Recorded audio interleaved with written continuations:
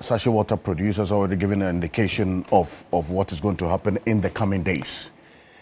The president, clearly appreciating this, has already given some pointers of what the government will do to mitigate the impact of this war if it continues beyond. And we're going to find out what point exactly will these mitigation measures kick in, because it's been a month now that this war has been going on. 1 month.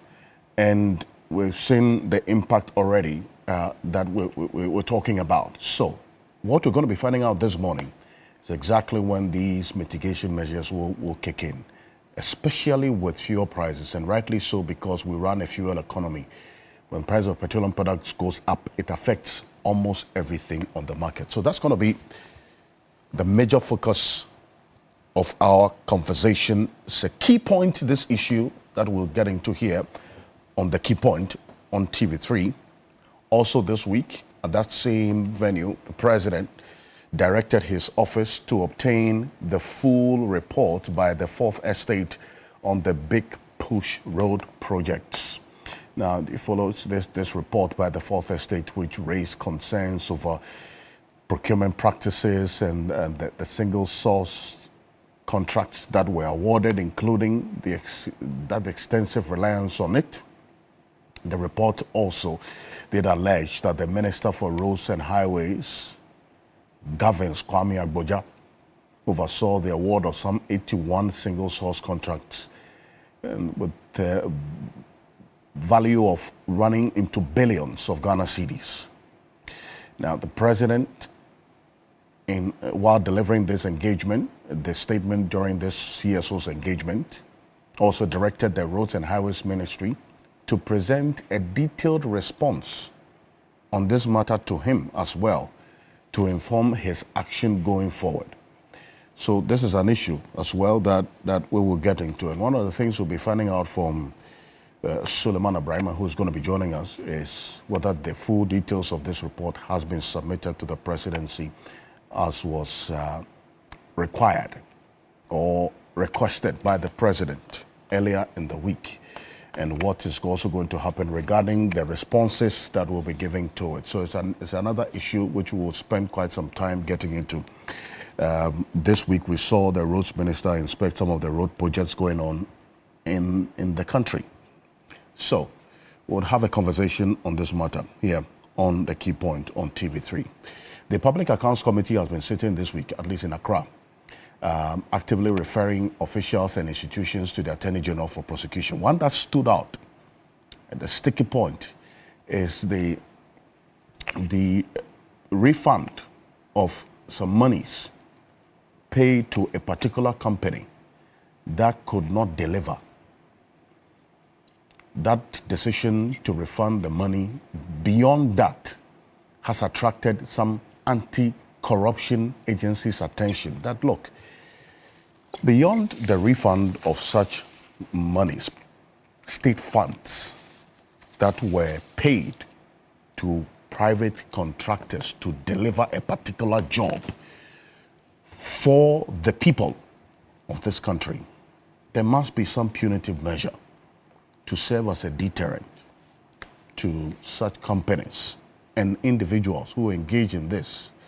The Deputy Finance Minister, whom you see on the screen there, gives some details of what is happening regarding the trigger point that this audit report that was occasioned by his boss, the Minister of Finance, Dr. Kasila Tofor, into some arrears that this administration inherited, and what that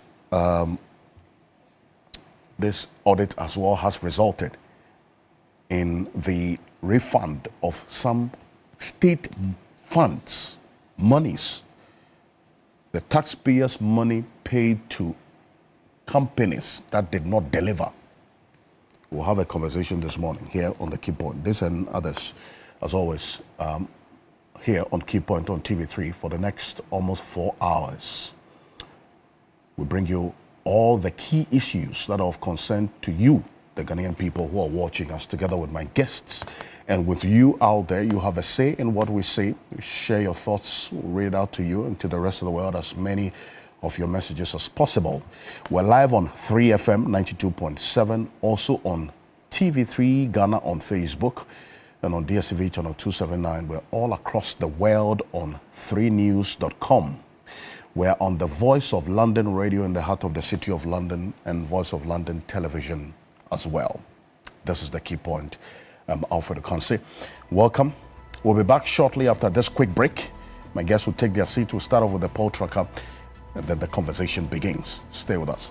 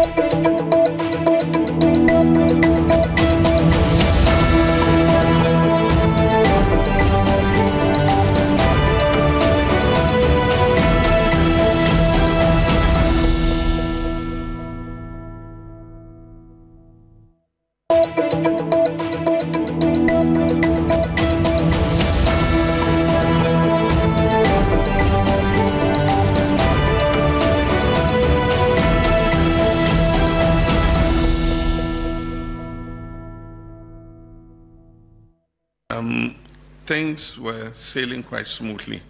And indeed, we're beginning to enjoy some of the lowest fuel prices in a long time. Unfortunately, they say man proposes, God disposes.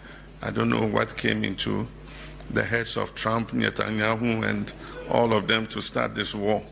But unfortunately, while the CD remains stable, if this had happened when the CD was at 17, we probably could not have been able to survive.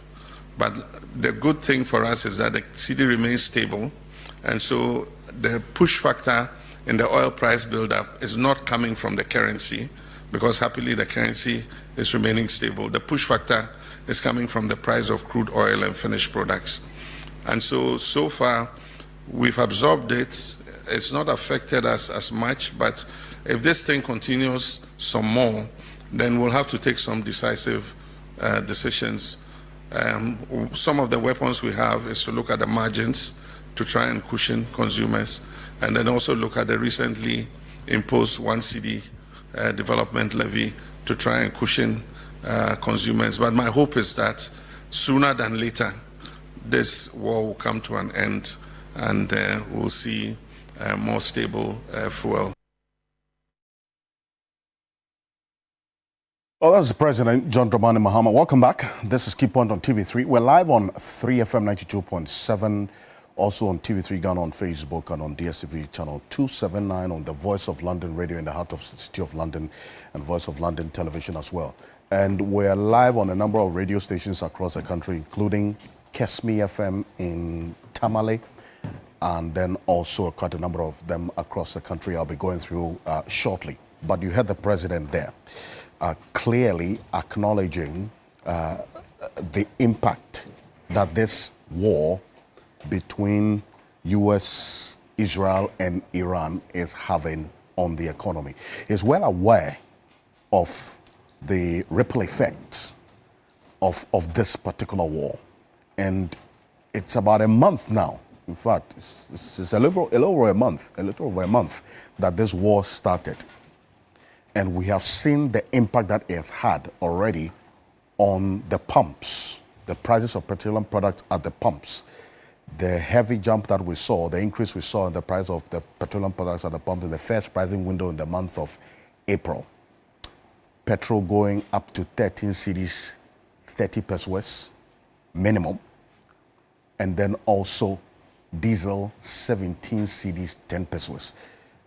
And because we run a fuel economy, when the price of petroleum goes up, it affects almost everything on the market. And we're going to show you that in a bit. And the president did touch on that as well. This war is not only a push factor for price of petroleum products, because we've been focused so much on how this war is impacting on price of petroleum products, that's petrol, diesel, LPG. But it is also a push factor for other things in the economy. And this is one of them, sachet water. When we got a notice this week that sachet water producers say they're going to increase prices, the main push factor for the decision to increase prices in the coming days, sachet water, is what? The shortage of polymers and the sharp increase in their prices, which was exacerbated by the ongoing conflict in Iran. So it's not just about the petroleum prices. You see this, polymers as well. And because of this disruption that we're going to see in the supply chain in other areas, the other aspects of the economy as well will be hit. Not just at the pumps, but what we're seeing now.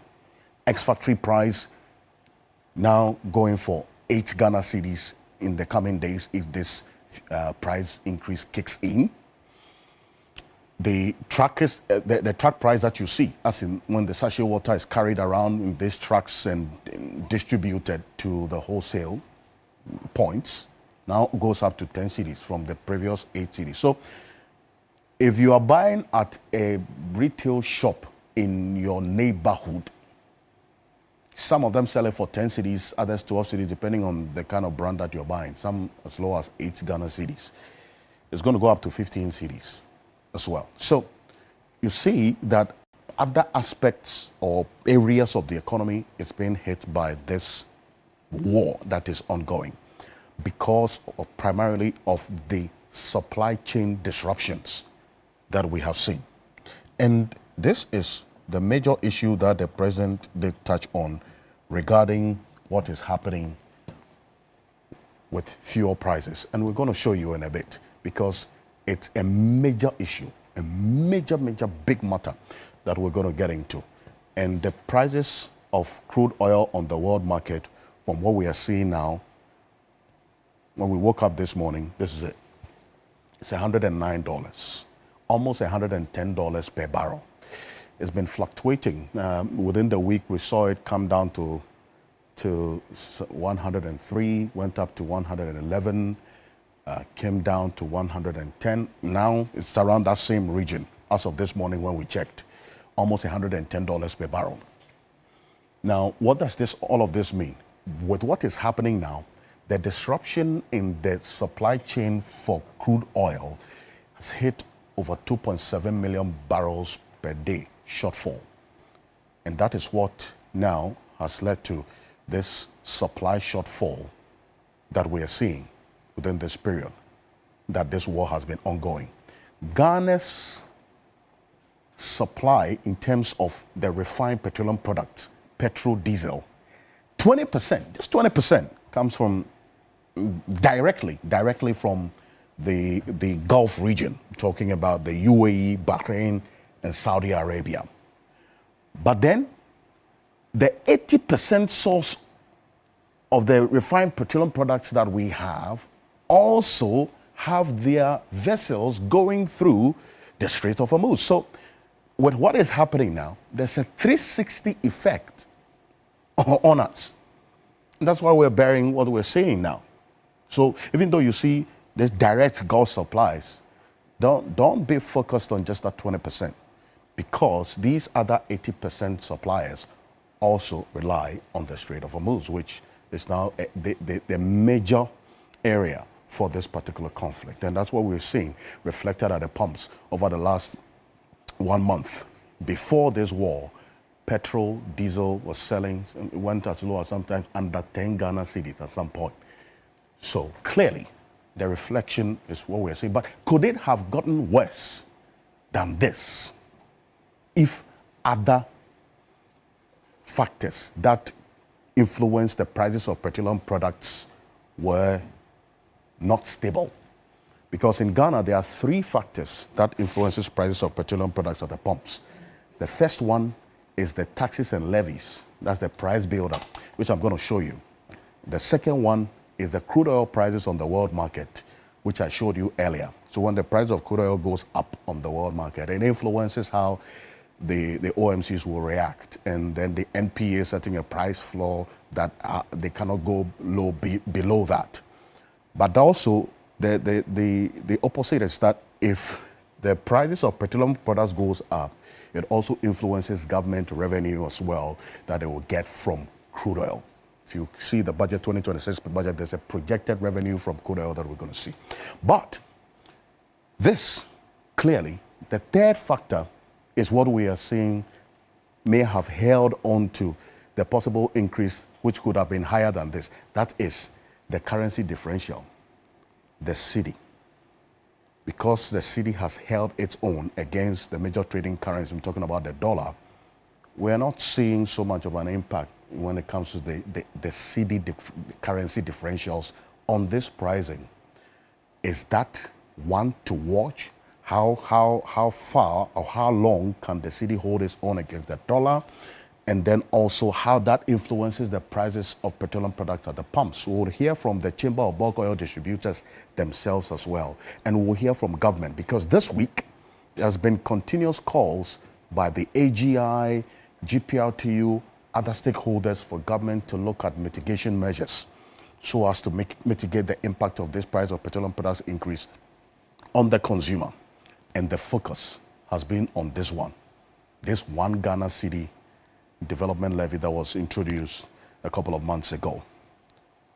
This one cedi. You hear the president talking about the weapons. He put it as the weapons that government is looking at is this one. Possibly remove this Ghana cedi levy on the prices of petroleum products. So when you buy a liter of petrol or diesel, these are the taxes and levies on it. energy debt recovery levy, road fund levy, the energy fund levy, which is the target now, price stabilization and recovery levy, sanitation and pollution levy, energy sector recovery levy, special petroleum tax, primary distribution margin. All these ones are on it, right? And there are about 13 of them. So this is it. How much of an impact will this have as well? We'll have a conversation on it. And is it a strong consideration for government? In fact, we'll have a direct, some information this morning regarding this, straight from the office of government. So stay with us here on the key point regarding this call by the AGI and others for this one to be removed. We'll have a conversation on that, and we'll see what the point of consideration for government. And this is what we're seeing. Why this one city development levy was introduced in the first place. They had a reason, a target, an objective. This administration inherited energy sector debts, which was crippling the sector, and we saw the doomsday within the first period, the first quarter of this administration. So they said, look, you know what, let's go to Parliament with this. There was a debate. These were the objectives that were given to raise this amount of money every year to knock off the energy sector debts over $3 billion, and also to pay independent power producers, fuel suppliers.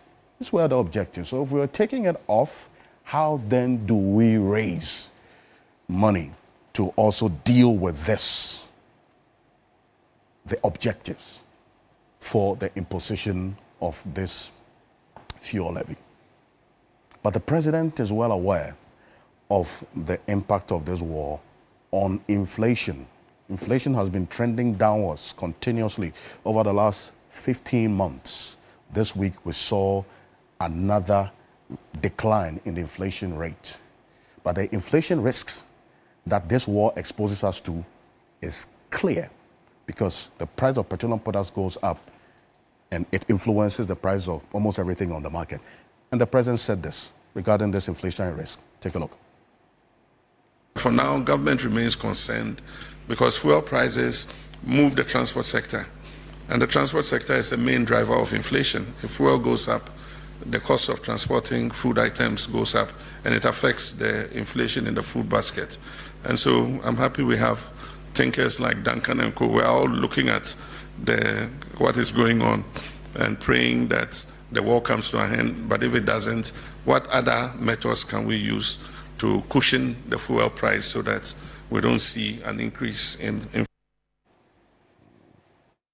Oh, joining me in the studio this morning is the Minister in charge of Government Communications, the Ebrasebu Kwamankese Member of Parliament, Phyllis Kwachofosu. Phyllis Kwachofosu, good morning. Thank you for joining us. Good morning, Alfred. Also with me in the studio is Richard Ahiagba. He is the Director of Communications for the opposition New Patriotic Party, and he has other ambitions in the coming months, which he will put out himself. Ahiagba, good morning. Good morning, Alfred. Thank you for joining us this morning. Also joining us shortly is Dr. Ofori. He is the Chief Executive Officer of the Chamber of Bulk Oil Distributors. We'll also be joined by Ben Boachi. He is the Executive Director of the Africa Center for Energy Policy, ACEP.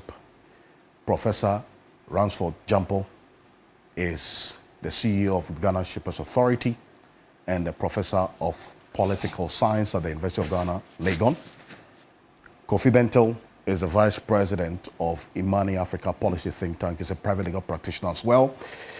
He's going to be joining us in the studio. In fact, Kofi is just being put together. He's going to be joining us in a minute.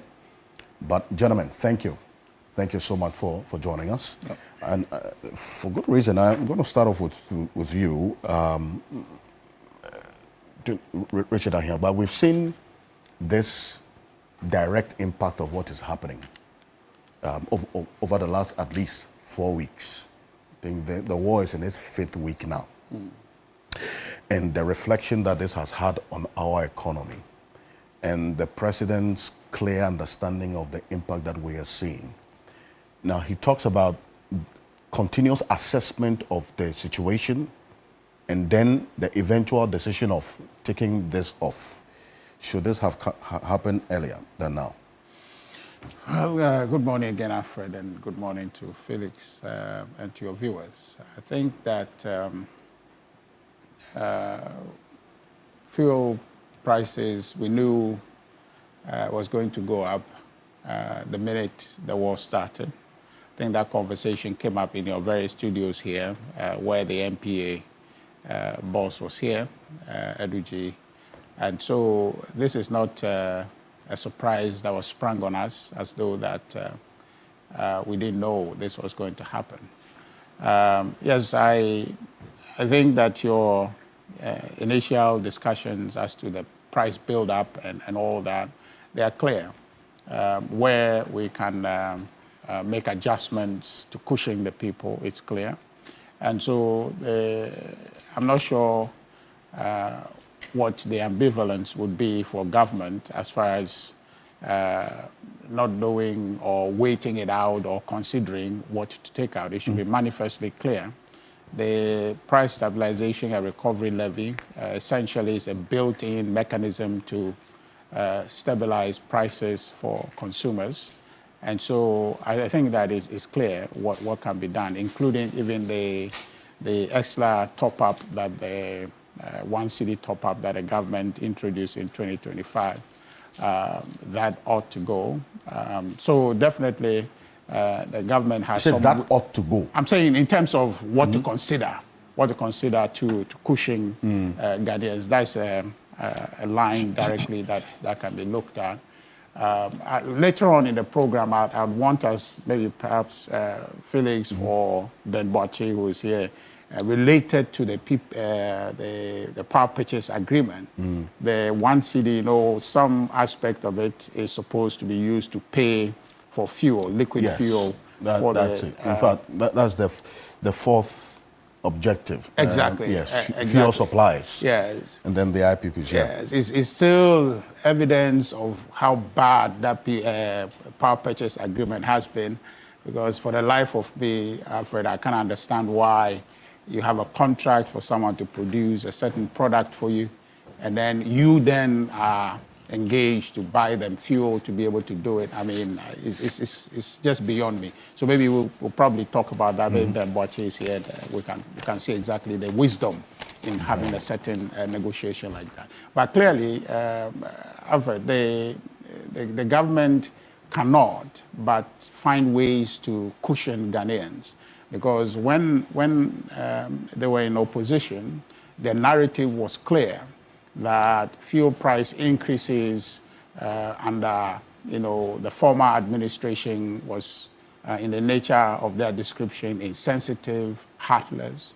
And so today, if they're in government, and then part of their argument is that whilst fuel prices on the global market is going up, there is an inherent windfall that we are experiencing as exporters of crude oil. That was the argument by the Minister for Energy and Green Transitions. So if that holds true, then this government cannot, refuse the conversation of trying to, cushion Ghanaians. And then, Alfred, the key thing is that when I was coming, I was monitoring some of the prices as I come. It varies widely. Today, diesel is almost 2 cedis more expensive than it was when the MPP left office, which is a manifest pain that Ghanaians are going through. So if you assume that it's 2 cedis more per liter, so that's about 8 cedis more if you're looking at a gallon. So it's clear that cost of living has gone up. And in fact, the gains that the government is very happy to talk about all the time about inflation, even though it doesn't make much sense in our lives today when you go to the market, even before now. But with the increases in fuel now, it's going to make absolutely no sense, because you've said it very rightly, that if fuel prices go up, it turns everything upside down, because then everything else then goes up. And then you are going to be back in the territory of inflation right now as we speak. And the president makes a point indicating the push factors. Alfred, there's no guarantee that our currency will continue to be resilient because you are in a turbulent environment, right? Now, prices have got off the chain. Crude prices have gone up, I think, moving between 109, 110. I think last week sometime I saw it 111. So it keeps fluctuating in that space. Now, if this continues and leads to inflation in other countries, say for example in the US, for example, which leads them to increase interest rates, then you know clearly that it's going to have effect on our currency, because then there will be inflation and our currency will be affected. And if the currency is affected, the one thing the president thinks that is a guarantee would go off the chain. And also, clearly, you know, Alfred, the stability of our city is not anchored in terms of other production apart from gold. So our export basket is limited, really. And I'm thinking, I'll just check in the numbers. I can confirm that for you once I stop talking about our trade balance, right? We are not running a trade surplus. We are running a trade deficit. And so, which means that you're running a trade deficit? Yeah, pretty much with the rest of the world. I'll check that. I'll check that. So in terms of trade, yeah, when you're running a deficit where your inflows are less than your outflows in terms of hard currency, your city really does not have that eternal stability that the president tries to speak about. So we're in a very uncharted territory. I think, you know, as a New Patriotic Party, we have sympathies for the government, unlike they, when they were in opposition and were clear in their politics to be opposing for the sake of it, when they knew that the chips on the table were just so much to play with. We have sympathies for them. I think the options of removing some of those levies, particularly right now, the road fund levy can be looked at.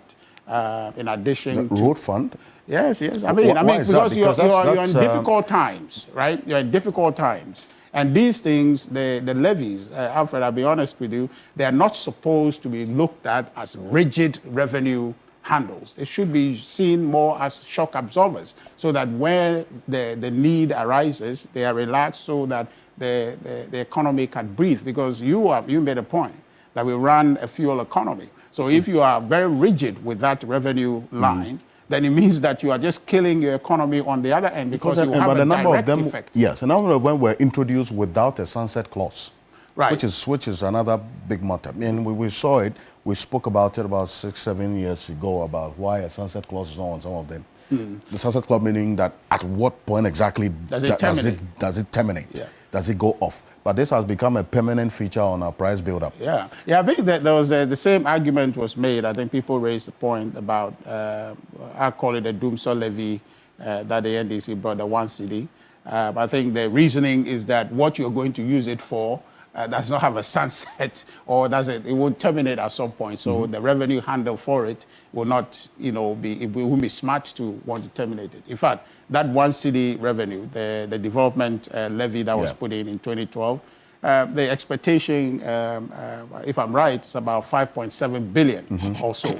But what government needs to be able to meet the requirements or what expenditure it's raising that funds for runs in excess of 12.6 billion.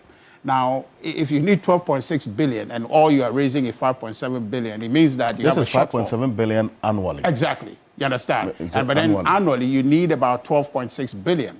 Okay? So if you have a deficit to begin with, about 6.3 billion also. So clearly, all those things are needed. You can't put a sunset clause in there. So our politics should be honest. If our politics is honest, we will not be having some of these issues. Because when we're in opposition, when government were faced with this issue, the sad thing was that the NDC elected to politicize it, okay, and go as far as to say that our government was insensitive. Now today, the same situation is playing out, and we expect them to act in a manner they wanted us to act when they were in opposition, which includes ensuring that they cushion the Ghanaian people. And that, for me, is the way to go. Thank you for your initial thoughts on this. And this deserves and, in fact, requires some responses as well, which is important, because the reference you made to the Russia-Ukraine war is direct impact on what we are seeing now. The differences and similarities plays out in many ways. But what we are seeing now is also another matter of supply. And this is why I bring in the Chamber of Bulk Oil Distributors. Dr. Patrick Ofori is just taking his seat. He is the CEO of Chamber of Bulk Oil Distributors. Doc, good morning. Good morning. This is what we got from the National Petroleum Authority 2 days ago. This is the stock as of 2nd April. So we have almost 6 weeks of petrol, almost 8 weeks of diesel. That's about 530.8 million liters for petrol, 305.2 million liters for diesel. And if you're looking at the millions, you ask yourself why it's just 8 weeks, because we consume a lot of it as well. But then, in terms of LPG, we have just about a little over 3 weeks cover. And then the direct translation as we see. So yes, in terms of the fallback, the buffer, we have some weeks, but then that's for the availability of it. The affordability of it is one that also has to be looked at critically. That's the pricing. How's the picture looking like for the Chamber of Bulk Oil Distributors? Before I come to the Fosu, quickly. Thank you. Good morning to our viewers. I think it's clear that we don't have issues with supply. If you check what is currently happening, even somewhere in Europe, in Kenya, Tanzania, and then even South Africa. As I'm speaking to you, the Kenyan Regulatory Authority and their version of BOST and their the principal secretary are all in, let's say, their national security custody, because Kenya, as we are speaking, had only 16 days. So because of that, they 16 days of cover. So when you hear others on, you realize that we are in a relatively good position. So they were bent on securing or guaranteeing supply. So they went in for product that was of soft quality. I think that was a bit lower than what their own regulations stipulate. South Africa has also been hit with huge queues all over. So normally when we hear people talk about these numbers being too small, the issue is, as a country, we don't have the facilities to even stock beyond 3 months. Really? Yes, if you are to bring... The boss doesn't have facilities to store more than 3 months? Should in case maybe Putin call His Excellency and say that I have a vessel about 200,000 KT of petroleum products as even a government-to-government deal to give to you, you will struggle with how to discharge that, because one, you also don't have the required infrastructure to even pick a vessel of that magnitude. And even if you're able to break them into bulk, you also struggle with the storage facility. So basically, the numbers that you see clearly give an indication that the whole system is built up. So if you've checked consistently, be it the Russia-Ukraine war or the current situation that we've had, the stock in country has hovered around the same number of weeks. I see. It's pretty interesting, because you talk about the number of weeks and then I'm looking at it and your reference to other countries. But Mr. Kwajofosu, the call to government, in which you heard Mr.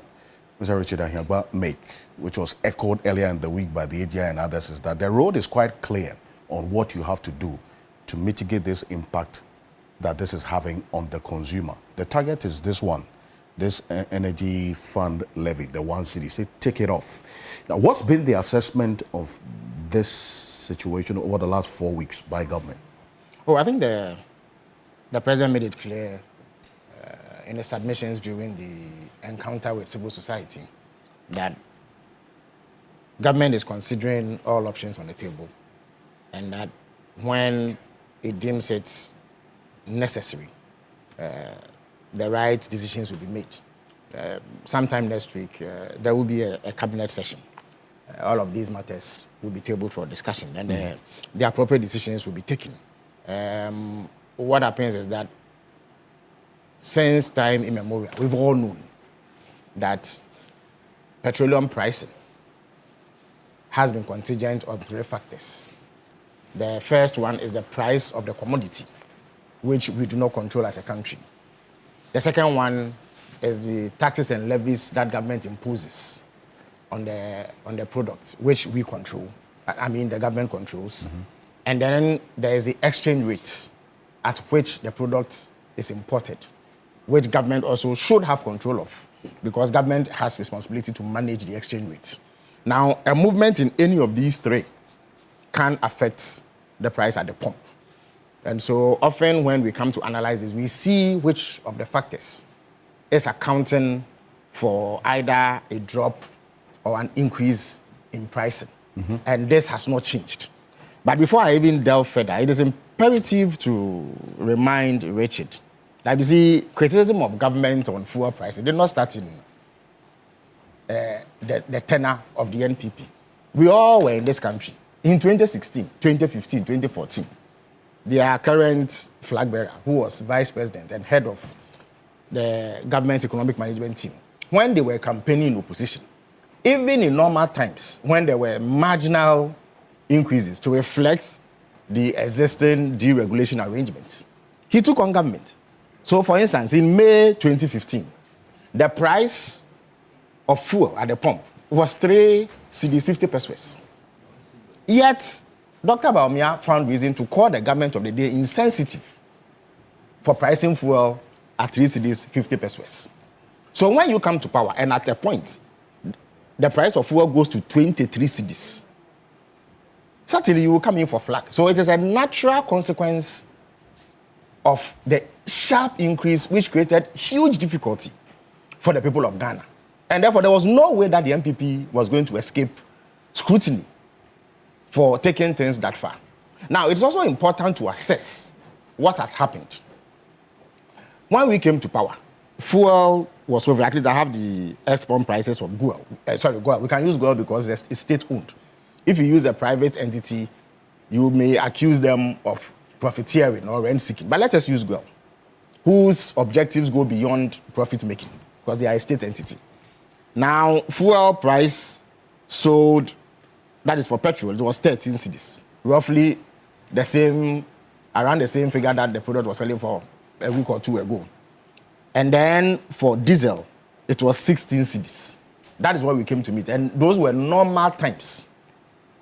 There was no crisis. So the price of crude oil was within manageable limits. Now, since we've been in power, one of the 2 things that government controls, which is the exchange rate, has been so well managed that it moved from around 17 cedis, and that is the price at which the importers were importing the product. It was between 16 to 17 cedis to $1. In fact, they at that time they had their own rates. Yeah, they had their own rates that would go. They were around 16. They don't use the indicative rate by the government. They use what is on the market. Yes. Maybe he can clarify. But it was within that range. Yeah. Clarify that for us. What rates do you use? Because I know there's some buffer that. So in the previous regime, we used to have what we call the auction. The auction rate was normally the Bank of Ghana rate that which gave us 20% of what you require to import, and then the remaining 80% you source from the commercial bank. Exactly. So it meant that their rate was higher than what the Bank of Ghana was, because if they get the rest from the commercial bank, the commercial banks will put a marker on the Bank of Ghana rate. So I think that is clear. Now, we brought it down to a level where it affected the prices at the pump. So, Alfred, for about 10, 11, 12 months, the price of fuel at the pump consistently reduced and gave significant relief to the people of Ghana. Indeed, you mentioned that at some point, the oil marketing companies were engaged in price wars because they were selling fuel under 9 cedis. That was a direct consequence of proper management of one of the factors that affect fuel prices. Sometimes, I think on 3 or 4 occasions, there were marginal increases when there were some shifts on the world market in terms of the pricing of crude oil. So everybody attests that we put in better management of the petroleum sector than we came to inherit. So the price at which it was selling for right before this conflict began was much lower than what we inherited. That was not the case under the MPP. Indeed, by the time the Russian-Ukraine crisis struck, fuel prices were hovering around 6 cedis a liter at the pump. Meanwhile, they came to meet it under 4 cedis. And that was because some of the factors, like exchange rate, had begun to deteriorate. Indeed, today, fuel price is being sold close to what we came to meet, despite the existence of this conflict, which you yourself attest has upset the market. In fact, when the Russian-Ukraine conflict broke out in February of 2022, crude oil prices were selling just under $100 at the time. The exchange rate was around 6 cedis. It had moved from around 4 cedis to 6 cedis by the time the Russian-Ukraine conflict arose. But Alfred, this peaked in August at $137 a barrel. That was the highest it went to. So fuel prices went to around 12, 13 cedis a liter. This is August 2022. Now, after that high point, the price of crude oil on the market began to drop. It dropped so much that by November 2022, crude oil prices were selling at $86.5 per barrel. So you would have expected a corresponding steep decline because it had moved from 137. So if the thing was selling us at 12, 13 cedis at the pump, when the thing was $137 a barrel, you would expect that once it goes down to $86 a barrel, then the price at the pump in Ghana would also reduce significantly. But Alfred, by that time, their economic mismanagement, which had destroyed the economy, had kicked in. The currency depreciated from 6 cedis in July of 2022 to 17 cedis by November 2022. So that led to a sharp rise in the price at the pump. When the world market price of crude oil was falling, it went to 23 cedis a liter for diesel and around 17 cedis, 18 cedis for petrol. So that was when we said that they cannot blame the Russia-Ukraine conflict. Because if it was a conflict alone that was accounting for the problem, the price of crude oil will fall. But the price of crude oil fell. But the price of fuel at the pump went to their highest levels in the history of Ghana at a time when the market price had dropped. And why was that the reason? And why was that? It was because they had mismanaged the economy and the currency had virtually been destroyed. That is not the case today. Alfred, in addition to the destruction of the cedi, you have listed a number of taxes. So you need to look at the taxation behavior of the government at the time to see whether it had impact on the price of fuel. It is true that we have imposed the energy fund levy. And the reason for that has been clear. And let me clarify that when they were in power, there was a fiat by President Akufo-Addo that they should not include the price of liquid fuel in fixing the price, and that in fixing electricity prices, and that government will absorb the cost. So in other words, government was going to subsidize it. They didn't pay. So it racked up huge debt. So it was necessary to address it. And if you listen to the finance minister carefully when he went to parliament to introduce this levy, he said that this levy would generate roughly half what we needed to import oil to fire our thermal plants. Because if he imposed all of that on electricity, it will go up too much. So part of it will be absorbed at the pump, and part of it will go onto electricity price. That's why you had the increase we had last year.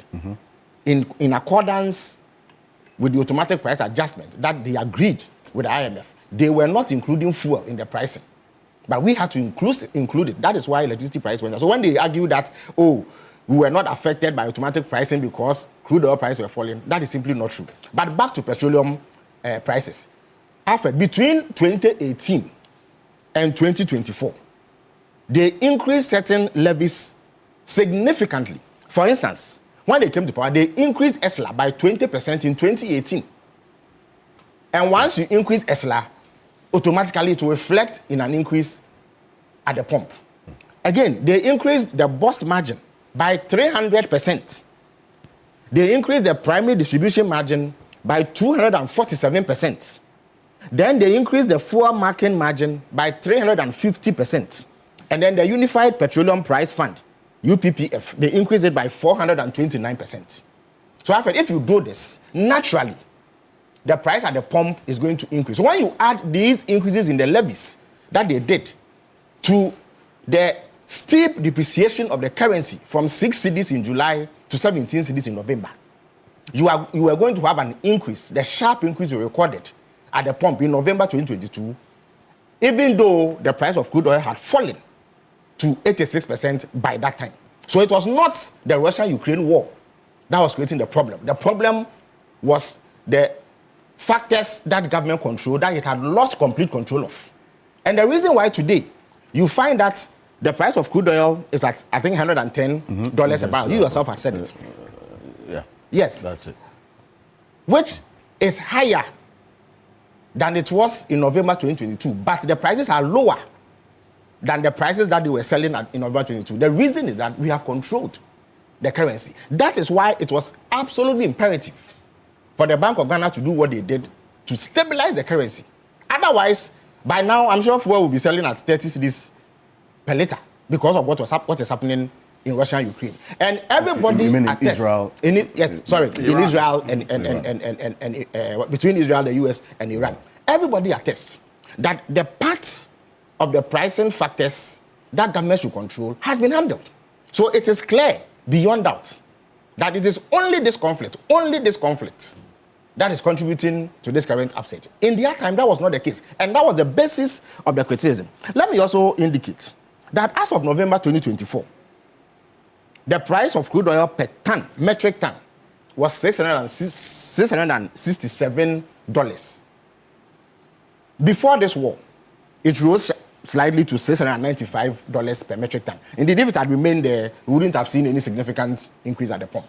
As I speak to you, it is 1,432 per metric ton, which is twice what we inherited. And indeed, I remember my friend here reiterating the last time he was on this program about 3-4 weeks ago, that even insurance for freight has moved from $60,000, is it per cargo, to $1.6 million. So they add that to their margins. So that the cost of insurance. The cost of insurance because of the conflict and the risk of transporting crude oil through the Straits of Hormuz, the insurance companies have upped their premiums. From $60,000. $60,000 per cargo. That's $60,000. To $1.6 million per cargo. Within which period did this happen? Just a quick one. Yes. Since the war started, other insurance companies, Lloyd's and the rest, even decided that cargoes heading to Australia and others, they won't touch it. Yes. So you see clearly. Those coming here, and in addition to that, the normal demurrages that we experience that is around, let's say, 30,000 to 50,000 a day. As we are speaking, they are quoting $120,000 a day. So if you are bringing a vessel to the WAF region and you cannot guarantee that it's berthing to discharge so that they can go, you are likely to experience that. So from April ending to May, that is how. So the cost of insurance has shot up from $60,000 to $1.7 million. $1.7 million. $60,000 to $1.7 million. That's huge. Let me quickly acknowledge and yes. You're going to go on, but let me yes. just. Okay. Professor Ramsford Jampo is in the studio, the CEO of the Ghana Shippers Authority and the Professor of Political Science. Prof, good morning. Thank you for joining us. Morning. Perfect. Thanks for having me, and greetings to my colleagues here. Wonderful. Yes. Perfect. There's no dispute what the facts are. So unlike under them, when they could legitimately be faulted and blamed for the sharp increases in fuel prices, as I've given you in clear, incontrovertible evidence, everybody sees, based on objective facts, that these factors are absolutely beyond the control of government. Now, there has been discussion about what government can do or cannot do. In fact, that was yes. been the major issue. That, look, in terms of cushioning, this has been going on for about a month now. What's the thinking Yes. Because there's been So the what it direct is that- pointer to this one. This. That you Yes, should take so it you off. see, there are two types of taxations. There's direct taxation, which goes directly into the coffers of government. So the part of ESLA that goes to the road fund, for instance, is to help fix our roads. The levy that we introduced was to help address the shortfalls in buying fuel to fire thermal plants, which is critical to keep the lights on. The any sector debt recovery levy is necessary to address some debts that have accrued over the years through our own collective behavior as a country. The special petroleum tax goes directly into government coffers. However, there are levies. Those that I have told you the MPP increased between 300 to 429% between 2018 to 2024. Those ones don't come directly to government. They go to some agencies. So those ones can be looked at. And I'm sure when the finance minister comes to cabinet next week and makes a presentation, some concrete decisions to be taken in that respect to cushion the people of Ghana against those factors that we do not control. But the fact must be reiterated that the force equivalent that is being attempted, I've even heard people say that, this shows how deceitful the NDC were in their politics. There was no deceit. If You made a lot of politics No. out of this Russia-Ukraine. But I've told you, I've actually explained it to you, and I don't mind going over it briefly. In 2015, the price of petrol was 3 cedis 50 pesos, 3 cedis 60 pesos, depending on where you bought it. The MPP flag bearer today, who was then running mate at the time, described the government as insensitive. At the time, we had just introduced ESLA in order that we are able to address the perennial problem of shortfalls in the petroleum. And everybody agrees that since we introduced that, the problems associated with piling debt, which leads to shortages, has completely been resolved. Yet, Dr. Bamiyan criticized us severely when he was in opposition. When you come to power and you pick that same product from 3 cedis 50 pesos to 23 cedis, nobody will give you products. You won't get flowers, bouquets of flowers presented to you. Mere gold and frankincense will not be poured onto you. You will come under scrutiny, especially when the factors are your doing. And I've explained to you, it was the deterioration in the exchange rates between July and November that year, which was government's fault. And the imposition or increases in these levies, which I've highlighted, between 300% to 429%, that accounted for those steep increases. And that is the reason why, even at $86 per barrel in November 2022, we were buying fuel at the pump for 23 cedis. Today, it is $710 per barrel. And we are buying fuel at what? 15 cedis and 17 cedis, which is lower than it. And that is what stabilization of the currency will do. And I've heard people criticize government. Some have faulted the Bank of Ghana for purchasing gold to that extent. Some have even faulted them for rebalancing their portfolio assets so that their reserve portfolio, so that they will have liquidity to be able to support exports or imports that we need to do as a country. So those factors must clearly be defined in order that we have a handle on what is happening. But as for the fact that government will act to cushion consumers at a point, that is almost inevitable, and it is a certainty. Because the president talked about one of the weapons being removing this one. So if you say there's going to be a he didn't say that one. I've told you that there are two types of taxes that we put on fuel. There's direct taxation. The energy fund is a direct tax. Yes. That goes to government. Special petroleum tax. What do you call it? And the others. But then there are levies. Those levies don't necessarily come to government. They don't come to government chest. They go to manage the sector. And often it stays with the that's going to be the target. Now those ones too are, if you add it, you have between 1.5 cedis and 2 cedis. Those levies alone account for between 1.5 to 2 cedis in terms of the price buildup. So there is leeway there for government to look at those levies and do something about it in order that we are able to see some cushioning at the pumps. But of course, the most permanent solution to this will be for the conflict to end quickly, so that then there's no need for any further adjustment. But as for what government has to do in order to keep prices stable, the evidence is that since we came to power, we have been doing it. And that is why Ghanaians enjoyed the longest sustained period of reductions in fuel price at the pump under this government until the emergence of this conflict. Let me acknowledge the presence of Kofi Bento, he is Vice President of Imani Africa, is a legal practitioner as well. So Kofi Bento, good morning. Good morning and good morning to everyone. Thank you for joining us this morning. Just a small point. Yeah. That was your initial. So you have yours. Okay. I'll come to you.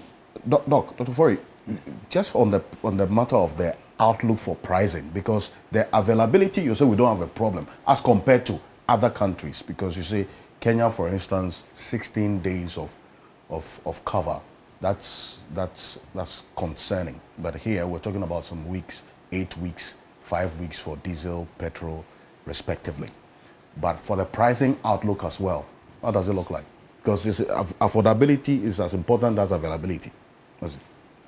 Well, I think in the midst of this, I would rather prioritize availability than looking into the pricing. And I'm glad that the public now appreciate that it's not the doing of the importers. And it's something that I think the two dominant political parties need to gradually wean themselves of playing politics with pricing of petroleum products.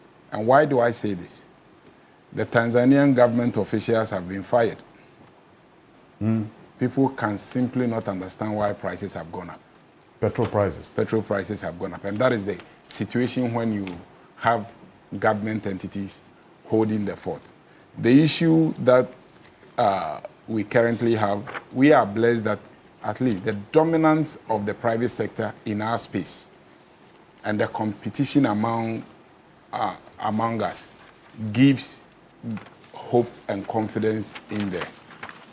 In the Russia-Ukraine, as has been alluded here, during that time, if it was government who had product in country, and when the prices jump up and then it drop all of a sudden, it means both TOR and other entities that the state run could have run into serious debt. So let me give you a typical example. I will not mention it. One of our main importers was exposed to the tune of almost $1 billion on losses. The smaller BDCs that even import the normal 5-7 KTs also had losses at the end of 2023 around $35 to $37 million. Within that period, almost $1 billion loss. That was how the situation was to the private sector. Currently, as we are speaking, so we also need to put the two scenarios into perspective. So that was how it is. And then government was forced to make intervention. I think the best thing that happened to Ghana as a country, one was the deregulation of the sector and then the private sector participation. Because now, obviously, we couldn't have relied on only TOR and BOS because the exposure to bring those cargoes alone would have also created a serious dent for the taxpayer, as we've always come out in one way or the other to bail government entities that previously were importing this product.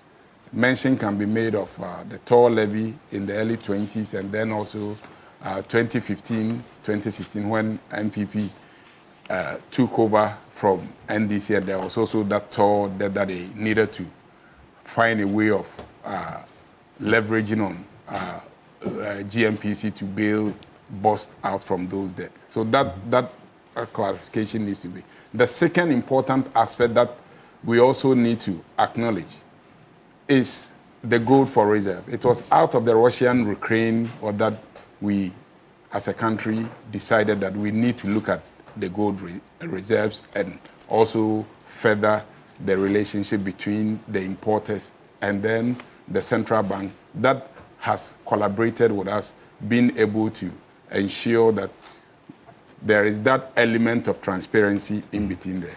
And not because of the gold reserve program.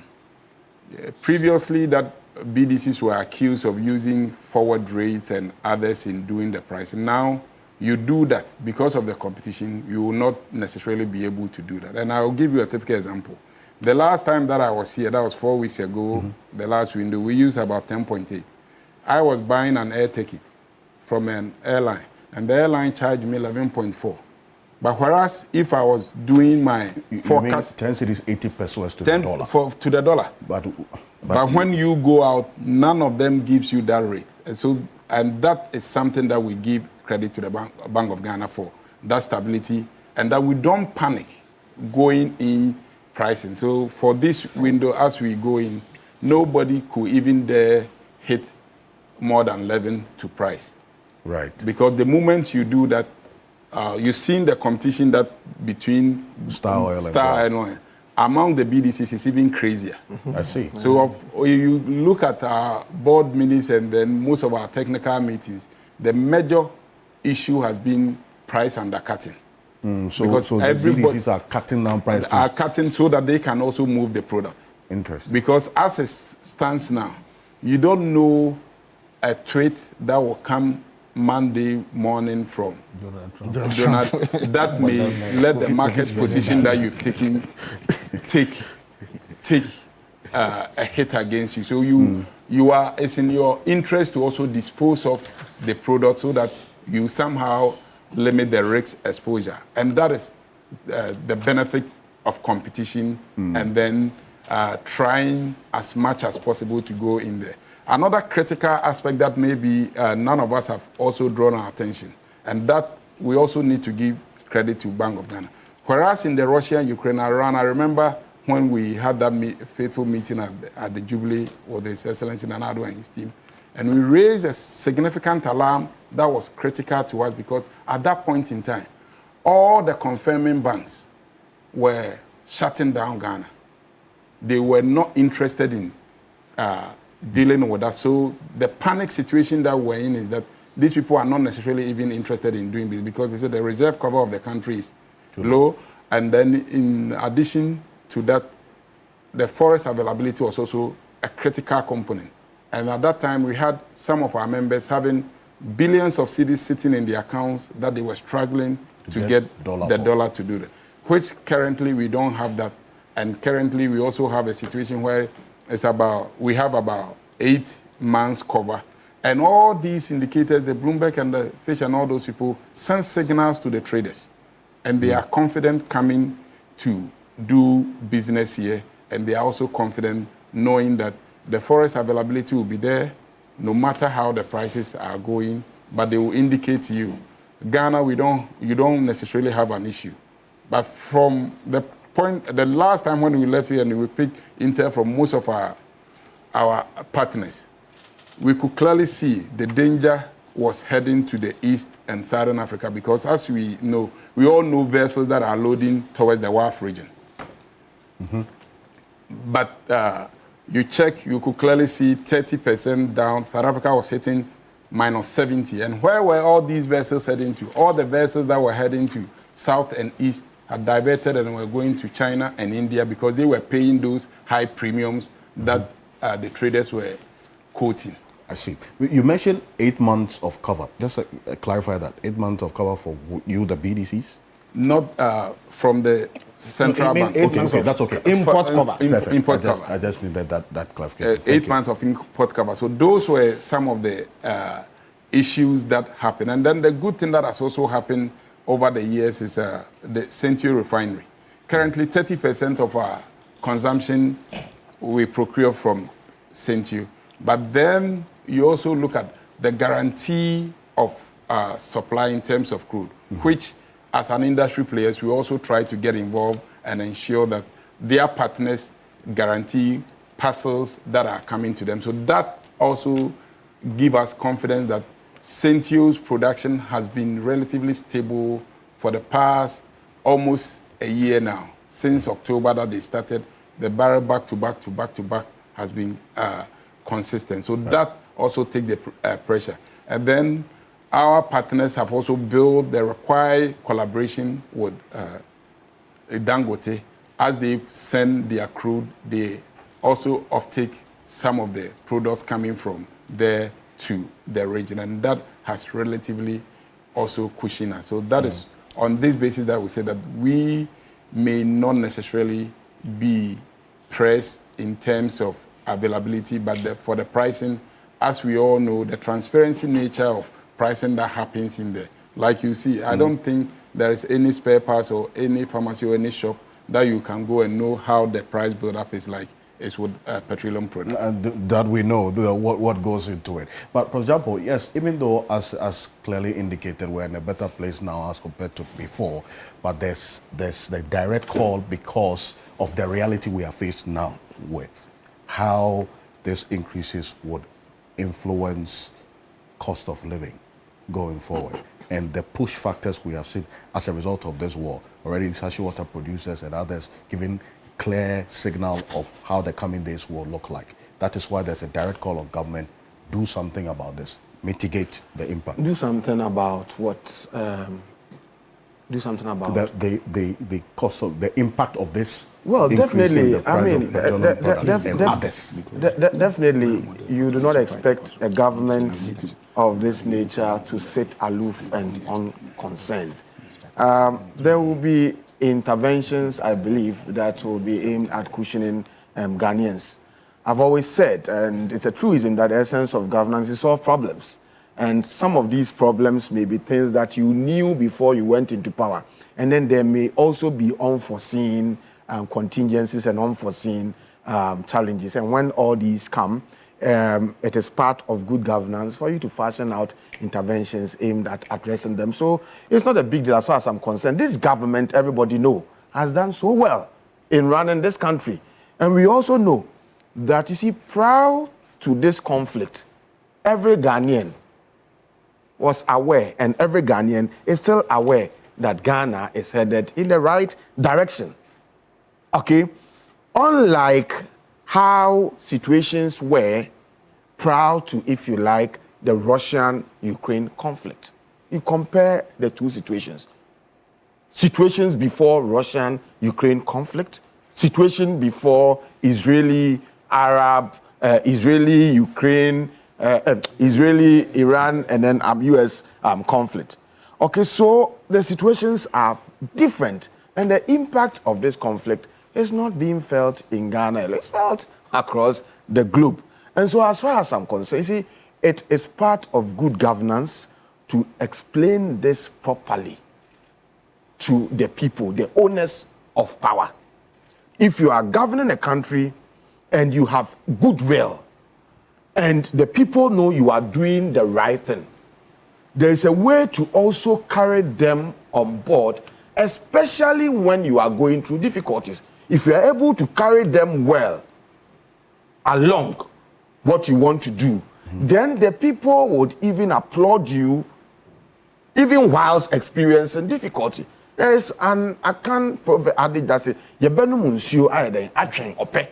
okay, you can only get the people to say this when you have properly explained some of these things to them. That is one. And then number two, we must mount a spirited and forceful defense against propaganda. There are some people in the body politic who would want to exploit this to their advantage. Some people actually want the nation to fail as a condition for their quest to annex political power. And I'm saying that whilst explaining some of these nitty-gritties to the people and getting them, carrying them on board, carrying them along, so that we can all navigate through this turbulence time, it is important that we also mount spirited defense against the deployment of propaganda. And whilst we do that, then we must also take extra care to let people understand the important interventions that are being put in place to address or to cushion them in this period of hardship. And I'm elated to hear Felix say that the finance minister will make some presentation to cabinet about what is being done to cushion the good people of Ghana. And I would say that in fashioning out the interventions aimed at cushioning the good people of Ghana, Dr. Atoforsen should follow he who know road. He must not pander to propagandistic pressure of people who, when given the mandate to govern, they fail the good people of Ghana. And sometimes I just begin to imagine that and then wonder that how come I mean, just yesterday, you had the mandate to do X, Y, Z. You couldn't do it.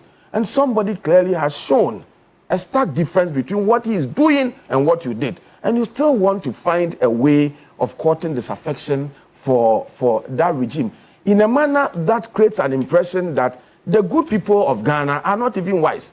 In a manner that creates an impression that we don't have even discerning people in the country. But it's important to put it and to re-quote the fact that, you see, in politicking, in partisan politicking, in developing democracies, the adage is true that empty barrels make the most noise. Those who are discerning, they are often quiet. And when the time comes, they will show you where their affection is and where their support lies. So my view is that in trying to fashion out interventions that would cushion the good people of Ghana, Dr. Atuforsen must be driven only by the interest of Ghanaians.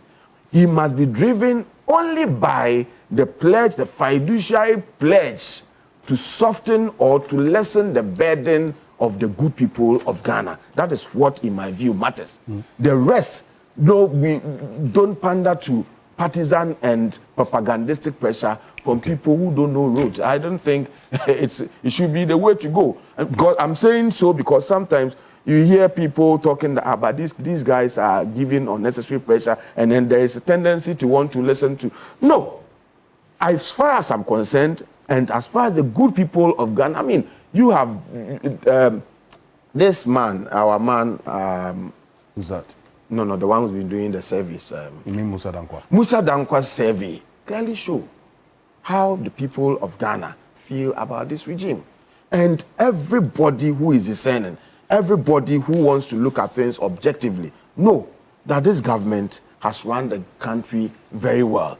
And so if there are challenges, we must bear with the government. And in trying to bear with the government, people would not naturally give you their support. They will not bear with you if you don't go an extra mile to carry them along the process. They may fall to propagandistic pressure and other partisan sentiments that are expressed. Okay, if you do not go an extra mile to put in place a spirited mechanism that would aim at fixing the propaganda that may be going on. And I'm saying so because, look, it appears that the appointees of this government are focused so much or too much on the reset agenda. But given the kind of body politic we have in our part of the world, every appointee must learn to multitask. You focus on resets and then also focus proactively on dealing with matters of propaganda.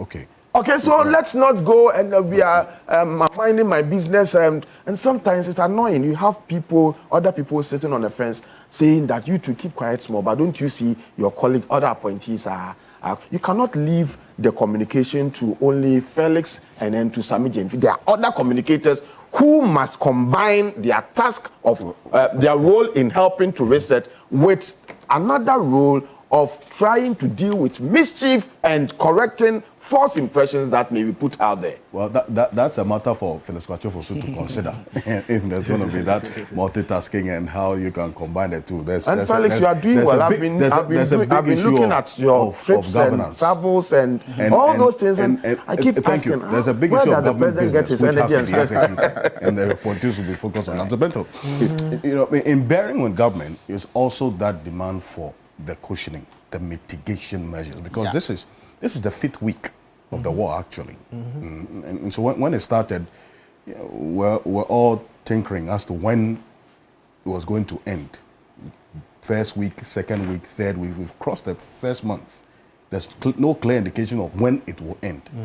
What we're looking at now is how far this will go and how far this will impact on the Ghanaian. And that's why there's a look for this. Your thoughts? The war won't end soon.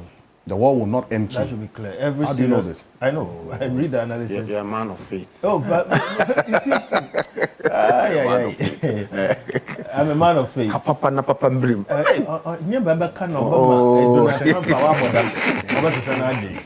The war won't end soon. All the analysts tell you. You see, it's like a hornet's nest.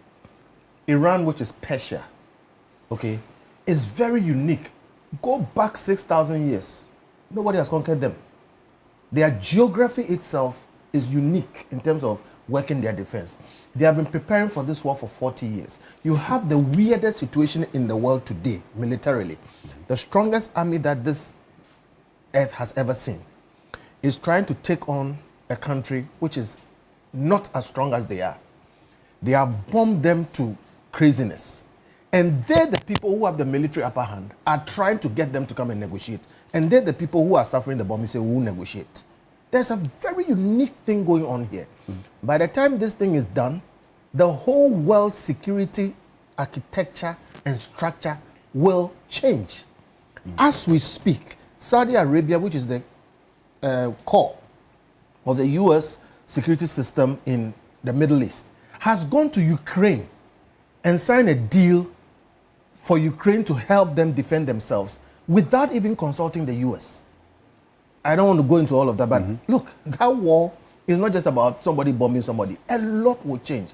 What does it mean to us? What it means is that we will not go back to normal anytime soon.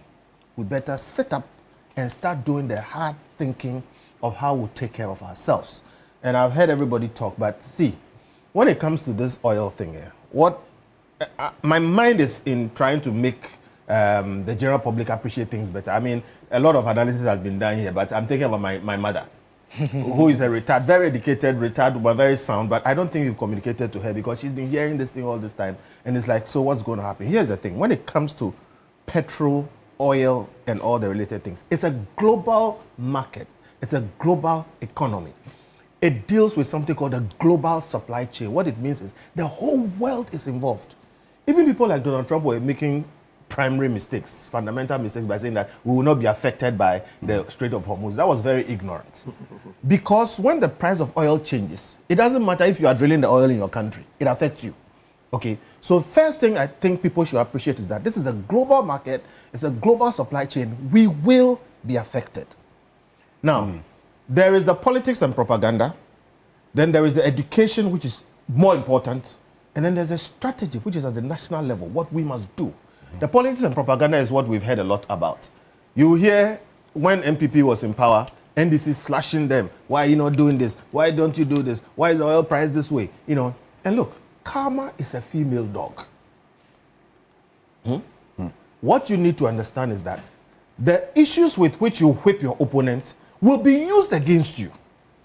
So in the politics and propaganda, the government in power will come up against a lot of politics and propaganda from the other side, which is what you've just heard this morning. Why are you not doing this? You should have been doing that. The other party comes and says that you two in your time, you didn't do this. You should have done that. The point of it is this.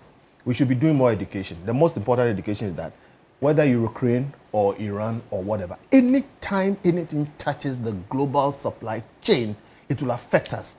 There's what we call the PST, the price setting triangle. I think they've explained it. The exchange rate, the price of oil, and those other things. Now, they will be touched whenever you have a disruption anywhere. And so, to the extent that this war is going to go on, that triangle will be touched. As long as that triangle is touched, you would feel it. This education is what we must give our people. And then we must get to the point where we say, look, what do we do therefore as a country? Ghana has a very unique arrangement, and Doc is here, and they really hold this country together, but you don't realize it. We have a private sector which is essentially in charge of our fuel system. Yeah. And that's very good. Okay. Unfortunately, and I'm going to say this, unfortunately, instead of being strategic about it, our leaders are more interested in the trading of oil because it's very lucrative personally. If you bring one ship, millions of dollars, and people get all kinds of cuts, Doc won't say it, me, I'll say it. They are more interested in the trade. I remember when Ghana struck oil. I was a lecturer in Ashesi University. And I remember very much because we got into a debate. I remember Professor Anku. Now, Imani had written a paper. It's still online. If you Google what our oil cannot do for us, I think it's still online. And at that time, we had made the point, because people were talking about how Ghana was going to transform. And we made the point that we are not going to transform. Because people are calling employment, this and that. I don't want to go into that. But the point is, what we need to appreciate is that all the oil we are finding is essentially just revenue. Because we have to sell it, we can't sell it cheaper or whatever, and that revenue, you have to figure out what to do with it. And I remember the debate because Professor Anku, for instance, was saying that we should keep the oil in the ground if we cannot refine it ourselves and use it in Ghana. And use the oil to insulate ourselves from the global shocks. Yeah. Now, that may sound naive, but that is the proper sentiment. And the question is, can we use our oil in a way that helps us to manage the PST, the price setting triangle? Can we? And if you look, for we who do analysis and things, we look at all kinds of scenarios. It is theoretically possible. There are countries in this world whose petroleum price, the fuel price, is not along the lines of the world market price. They have subsidies and all kinds of things. I mean, there are places where petrol is cheaper than water. Okay, so it is possible on paper. Question, can we do it? And the analysis shows that yes, we can. You can do that. Yeah, we can. But it takes very deliberate actions and some time. And that's why I say our leaders have been more interested in the trading of petroleum because there's a lot of money to be made. A lot of them make their money there. So they've not looked at the strategic issues. Now, we drill oil. We have oil in Ghana. We have refining capacity in Ghana. Until recently, it was almost dead. Tamale Refinery is back, and then Central is also working. Then there's a very important strategic issue. Dangote is working. Dangote can supply refined products to the whole of West Africa.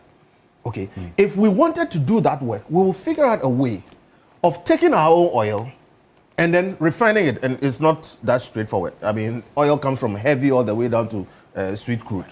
And it's not every refinery that can refine every kind. But you can even do exchanges and things. This is what Doc will tell you. But the point is, you can think strategically. Even if you can't refine your own oil, you can do some sort of exchange. Refine your oil. Essentially, what it comes down to is taking off some of the profits from both the crude and also refining and using it as subsidy. So what it means is you don't take new government money. Note something. When we struck oil, we got new money, almost $500 million every year that we didn't have.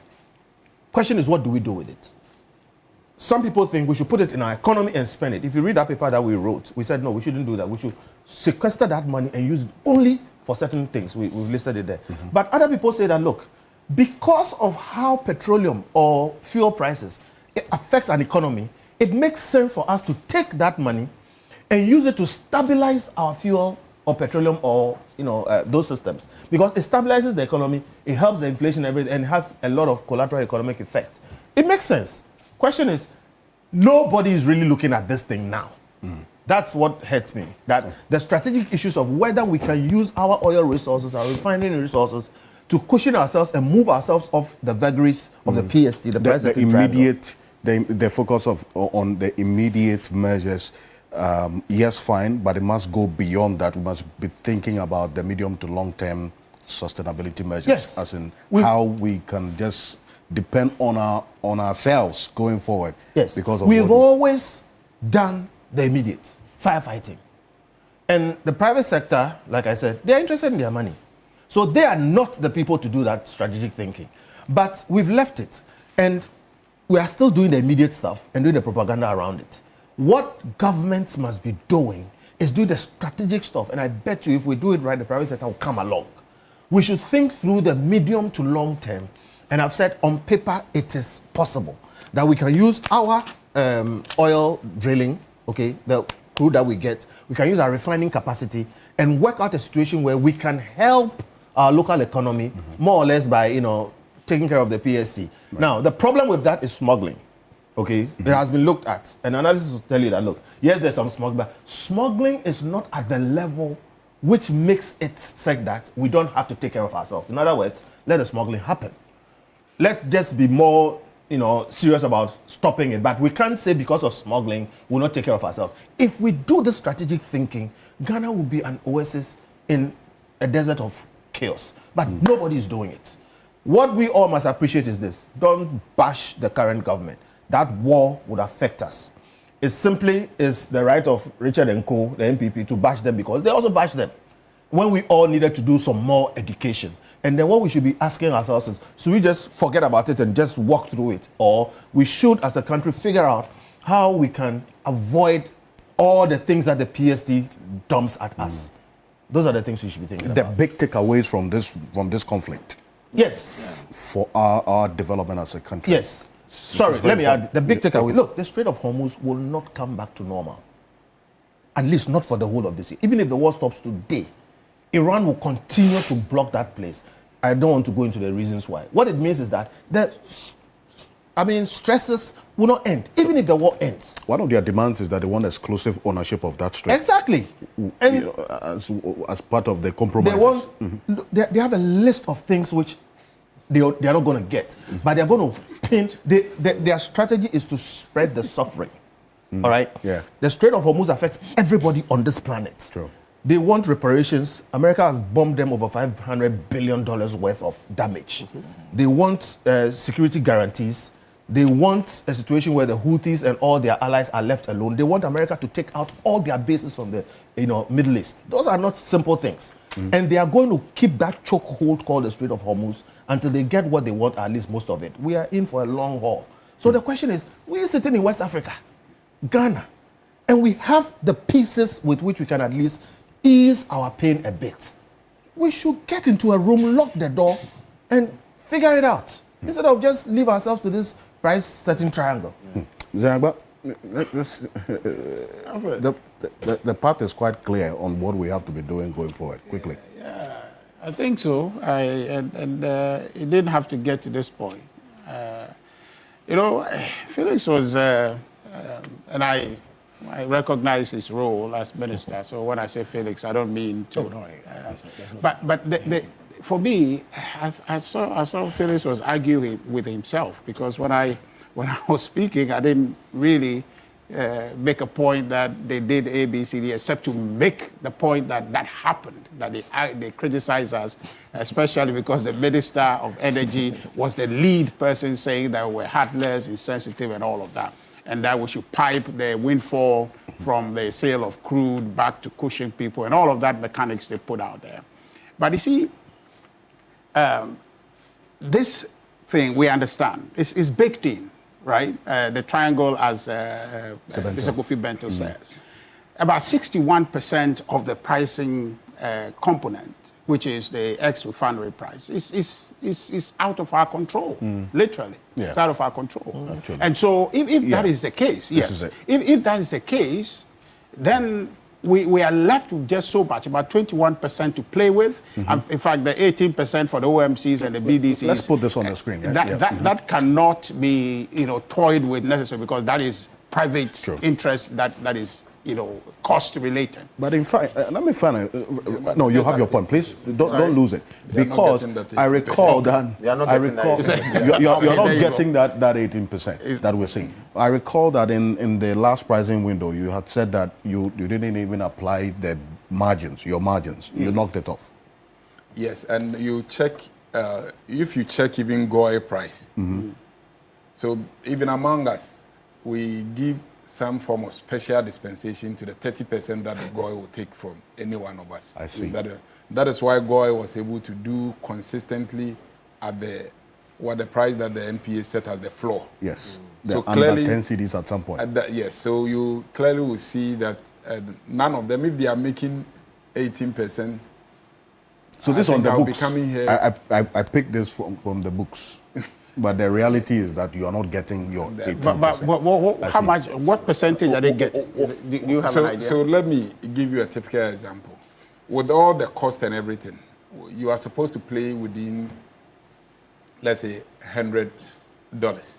Okay. The storage fees, everything that you are getting, and then the cost of everything. So assuming you come in and you even incur 1 or 2 demurrages, and you are not fortunate enough, you may be eroded off. I see. So most of these things that we are playing with, we actually get to know next year March when people start publishing their financials. And that was when I said even the smaller ones in 2022, when 2023, finally the chicken came home to roost.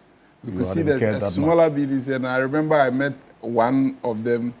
He said, "Oh, he was so much interested." I said, "Why did you then left the scene, I see. said I'm still battling with about 26 million that I'm paying in small. So that clearly is the danger that you we're see. And so faced you see that you may hear that we have about 50-something BDCs. Actually, you check, less than 10 of them are able to land cargoes. And you go into the MPA portals, less than 15 or 20 are in active trading that they can even come to some of the big ones, buy, and then pass it on maybe their own oil marketing companies. Interesting. Yeah. So Alfred, Please. technically, where we are now, fuel prices have gone up. And the people in government is the NDC, or the party in government is the NDC. And so when we make reference to the fact that they made some criticism in the past, and so therefore we are referring those criticisms, we are not really just saying we're criticizing for the sake of it. Our criticism is essentially that do something about it, because you said that you could do better. And so to Prof. Jampo, this whole defensive system that is trying to elicit from the government and say, let every appointee go and defend and all of that stuff, it will not wash, because at the end of the day, you can defend all you want. When people go to buy fuel, they are buying it at a higher price. So what does your defense do for them? The defense doesn't add money to what they have in their pocket. Your defense doesn't bring that. Propaganda. No, where is the propaganda? The propaganda is that if you want to call it propaganda, is the price the person is paying. There's no propaganda about it. No. It's black and white. I won't banter. I'm coming. No, don't banter. The point is that there's nothing to banter, because if you say somebody is doing propaganda, what is the propaganda? It's simply to say that you said that the price was higher under somebody, and then it's under you, the price is much higher than you said the person had it.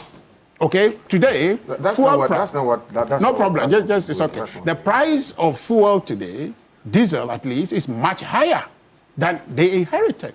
And so you can do all the propaganda you want, or you can claim that somebody is much higher. It's much higher Hold on. You say it's much higher. Yes, much higher than you inherited it. Because when they came in Felix just told you the numbers. 2025 January. Yes, when they came in, it was, I think, diesel was somewhere around 15 or so, and now it's about 17.10. You understand? It's clearly higher. So that's the bottom line. So when people are going to buy the stuff, it is high. It is high. You can't use any theatrics by Prof. Jampo or Felix. Analysis. No. But what you did was out of context, because you are literally. I'm coming. No, it's my professor. It's okay. We can talk about it. But you see, what he was doing, if Felix was playing number 4, he was playing number 5. That's what he was doing, and therefore, trying to mobilize everybody to come. But the point is quite simple. Okay, maybe so. I have a ring. It's okay. So clearly, the matter is clear. In our eyes, the NDC made a certain promise. They can deliver high. You can go back and say what obtained under MPP. Okay, you can do that all you want. But right now, when people go to buy fuel, the cost at which they are buying it is high. It doesn't exculpate you from any responsibility. You have to make it less expensive, because your promise was to people that I can do better. Okay, and people bought into that narrative. So if you are making argument on TV platform to say that criticisms of fuel prices didn't start today, it started way back, at the end of the day, what are we faced with? We are faced with a higher price than you inherited. And that's what people are calling for you to do something about. And in my initial remark, I didn't even talk about that being the basis. I said, I only made reference to it, that they made that criticism. And so therefore, it's expected of them today to do better. And if you can't do better, don't blame yesterday, because yesterday is gone. We're talking about today. At the end of the day, when we leave here, I'm going to buy fuel, and I buy at a higher price today, not of yesterday. So that's the point. Now, but I want to ask... But do you have a sense that... No. Please. You see, the question I want to ask, and I think Prof. Jampo is very animated and want to get in this debate. He was talking about people have to be objective.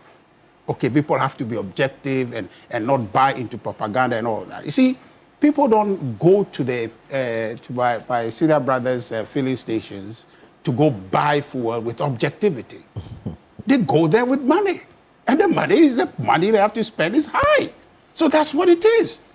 So please, Prof, this thing that you are trying to do, it won't wash, because really now, I am not even interested in politics about any matter. Propaganda is talking. I'm not interested. I'm interested in how it is that... in partisan. If you do you want to say you're a political science no, student? I'm just don't saying, say you are not interested in politics. Politicizing the matter is what I'm trying to say. Okay? So the point I am trying to say is that to the extent that fuel prices are high today, it's a matter of concern for the Ghanaian. And that's what we ought to deal with. But you see, I have two questions. And first of all, Alfred. Yes. Felix made reference to fuel prices going down, I think, for some 10 months straight under them, if I had it right. Last year. Yes. From yes. last year to the yes. Most of the first quarter. Yes. This year. And it's on balance due to what? Due to the world market, the crude prices or ex refinery price of the commodity, about 61% of it. They took over, I think, in January 2025, crude price was hovering around $70 or so. And it went as low as $59. Okay, went as low as 59. And so that's a chunk of your pricing that is gone down, right? And so if that is true, and what we're talking about, that crude prices have gone up to $110, okay? Yes. If that is a factor that drives price, then it means that when it's going down, it should have an impact on the price as well. And so all the claim is making about the price have gone up, and is attributing that to currency stability and all. That's not the sole factor. Okay. That's not the sole factor. But there are three. There are three. I'm saying that, but he cited one, that currency is the factor. Currency stability is what he's attributing to. I'm saying that is not the sole factor. The factor is that the world price of the commodity has gone down as low as $59 per barrel. You see, in the 2022 situation that Felix talked about, how much was crude? It went as high as 111, 110, where we are today. And so if the conversation today is that the crude prices on the world market has gone up. In 2022-2023, actually went up to a little over $135. There you go. $137 at some point. There you go. There you go. Yeah. You understand? But I'm telling you where it peaked right when the war started. You see, so if we're having a conversation today around fuel price increases, and the primary factor is global price, then it follows that what happened in 2022 that we attributed to external factor is true, because that's the same conversation we're having now. So that point, you understand? The reference and analogy at that particular point was that because at the time, the currency, which is one of three factors that influences the prices of petroleum products at the pumps, the cedi was not doing well. It's against the dollar at the time. The cedi could not also influence the pricing of the product to come downwards. So even though at some point the prices reduced to about $110, $180 at some point, sometime in 2023, 2024, because the currency wasn't doing well, even though the prices went down on the world market, the prices at the pumps didn't go down. It actually went up because the cedi, which is one of three components, wasn't doing well as well. Yeah, so what's the net effect? Today, they say the currency is stabilized, right, relatively, but then the price has gone up too. What about that? Don't tell me about proportion, that it's gone up by this much or by that much. The currency being stable, today, as they claim, still the price is going up. So what is the argument there? What is the argument there? The point is that the thing is out of our control. Literally, the balance of what is driving the cost is the ex-refinery price of the commodity. So if that is the case, then they shouldn't have done that politics. And the only defense Felix could find was to go back to so many years ago. We're talking about yesterday's story about many years ago. But you see, that is not even a factor for us to even focus on, because much of the driver is out of our control. And that's really the conversation we have to have. And the NDC ought to be honest and accept that they went too far in politicizing that matter. And so, Prof, when you made the point that there are some people who are interested in letting the country lose or in promoting doom so they can win political power, it's actually the NDC that did that. okay? And you supported them in doing that. All of the 2024 campaign, you were key operative in that. That's why today you are marshalling people to come and play number 4, number 5. You understand? Now, before I conclude for you, Alfred. So I'll respond to this. No, you can't. I mean, we have all day. You can respond. But you see, Felix, this clarification, you mentioned that in the electricity prices, that there is you are factoring fuel prices into that, liquid fuel prices into the computation of electricity prices. Is that what you said? Yeah. PURC? Yeah. So then I have a problem, right? I have a problem because I have a document here from the Ministry of Energy that says that fuel prices, this is FAQ by the Ministry of Energy on the occasion of adding the 1 cedi. And they state that liquid fuel is one of the things that they are using that 1 cedi to pay for. Is that correct? Yes. Okay. So and they say The debt owed fuel suppliers, yes. exactly. And they say the argument they make is that according to PURC, where my glass so I can read it. It says according to PURC, adding the cost of liquid fuels to electricity tariff will lead to an increase in the cost of electricity by over 50%. And so therefore, liquid fuel is not factored into electricity bill. Not true.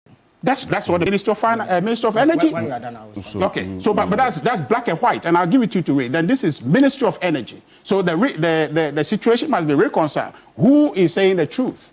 That if they say it's not factored into it, okay, Minister of Energy says it's not factored. Philly says it's factored into it. And that's why, I told you about Ben Boachi being around so we can talk about the purchase agreement, the power purchase agreement, because I know there is in there, government buys fuels for them to be able to see how that is reasonable to do, right? So if Phyllis is saying that, then that's 1 cedi, and the claim they make about using that 1 cedi to buy liquid fuel is false, and the government is deceiving us. So I'm happy Phyllis is here for clarification, so you can let us all know that indeed you don't factor that into electricity cost, because electricity cost is too expensive. In fact, I spent like 2,000 for an office where I don't stay there overnight. I mean, I go there and I close by 4, I leave the office. But I spent over 2,000 just yesterday. We have to buy. I'm asking my month? Yes. And what do you? Well, we can go into the details of Yeah, but what I'm you just saying that. you have in there and what. Well, I'm just saying that. An office with less than 4 people, okay, that will stay in the morning till say about 4. That when I leave the office, and it's that expensive. So we need to understand that 2,000 a month is 2,000 a week. Can you imagine that? Can you imagine that? I mean, that's just so the truth is that it offered truly, and I mentioned this earlier before Prof. Jampo came. Okay, that we don't mean to mean ill for the government. We actually wish that they do well, because we understand the factors are baked in. Okay, they are baked in. So you just have so much wiggle room, and it has to do with the taxes. Okay, and that is just what government has to play with. So we are sympathetic to them. Unlike we understand that there's a difficulty. So, Prof, before you came, this was resolved. So you came to bring an argument that was not even there. He didn't hear that. Felix, that's why he went. Yes, So he didn't hear that. That's why he went on the back. Thank you, Django. Thank you very much. Yes, he has ended on a There's note nothing that for you to talk about. It diffuses everything. Yes, Zamento, quickly. Most And of the discussion tends to be political. This one says that. And if you go back to that, the triangle thing. yes, There is a suggestion that we are helpless when it comes to this thing. We are not helpless. If you look at the global market prices and exchange rate, note something. The average production per barrel in Ghana is about $60, $40 to $60. Yes. If the global market price goes up, we benefit. Sure. There is a margin, so that global market price, as if it's all negative against us, it's not true. There is a certain margin we make when the global market price goes up. Question, what do we do with it? That's a strategic thinking.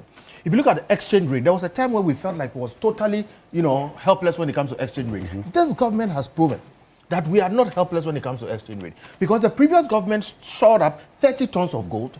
When they came in, within the first 3 months, they sold $4 billion worth of gold. They stabilized our currency. It is still stable. It proves that our currency can be stabilized using our gold and other things. So we are not helpless when it comes to exchange rates. Okay. When you go to taxes and levies, the third one in the triangle, 100% of it is controlled by us. Yeah. Okay, so issue is, we are saying when there is a disruption in the global supply chain, we will be affected. But what are we going to do about that instead of sitting back and playing political football with it? We have something to say on each of the aspects of the triangle. Question is, that should be the discussion. What will we do with taxes and levies? What will we do with global market prices when we make a windfall? What will we do with the exchange rate? Instead of selling 18 tons of the gold and say that we want liquidity to go and spend. Okay, those are the strategic issues, and I'm hoping that we'll spend time to look at those, because that's where our options lie. And in fact, Alfred, a chunk of the focus this morning Phyllis has will been... answer. Just a quick one, based on what? Because I was going to say that. You see, so Mr. Bentil says something about the 61% that we have something to do about. The energy minister now, John Jinapo, the minister, says in opposition that whilst the global prices were going up for crude, Ghana had a windfall. And so that windfall should be piped to cushion customers or consumers of the product. So now I want that to be part of the conversation, a response that Phyllis will give us, that his government will consider that. And that's why you understand why the politics influences the policy. Yes. So you would understand why we are flowing from that perspective. But that is where the problem is. The focus should be on the policy direction. Yes. That would go even beyond the immediate responses to the crisis. Yes, the medium to long term. So like you said, if there has been that discussion before, why don't we do it? The issue is this. Well, there are a number of issues that I want to respond to. The note he ended... Number 5 is speaking. The note he ended... Number 4. Oh, number 4, number 4. So number 5, allow number 4 to speak. No, I just wanted... Okay. Well, the note he ended on obviously diffuses a number of You see, things. first of all, a number of things that must be responded to. I get Kofi's point. In fact, it's a long-standing discussion. It's not new. We ourselves have made the same arguments in the past. It is valid. Of course, it's a medium to long-term arrangement. In the short term, it is very difficult to put it in place, especially at a time when people are facing this difficulty. It is one of the reasons why we have done everything in our power to bring toll back. If you would recall that just before we left power in 2016, we fixed toll. Indeed, they refined about 1 or 2 parcels of crude. But you expect that the government that succeeded us would have continued that policy. At least by now, would have had some foothold in terms of controlling the 61% factor. So we brought it back. TOR has indicated that they can even refine our crude. But of course, as you said, it's not as simple as that. Sometimes you have to do the economics and see whether it is more profitable to refine this or export it and get foreign exchange to use for other things. So all those conversations are indeed, when the president met CSOs, he mentioned the Dangote's refinery and the role that it can play in reducing the price of imported products. But you don't have a project doing the There is. Where is it? And some of it is manifesting. I've just given you the example of TOR. TOR was not just brought on stream for the fun of it. It was the result of strategic thinking. We knew that at some point we are going to have to take control of that push factor, which we currently do not have control over. So it's an ongoing arrangement that will come into fruition at the right time. But before you get there, there are immediate problems that you need to address. And that is what I'm thinking about. You see, criticism is fine, but the criticism must be founded. It must be grounded. Those listening to us, the entirety of the Ghanaian people, they are rational decision makers. So when there's a difficulty and they begin to ask questions, the answers that you give must make sense. It must be logical. That is the only way that they can throw your support behind, because they know that there are difficult times. They know that just in their private lives, there are ups and downs. But when you go down, the factors that lead you to go down must be well articulated. And that is precisely what is happening.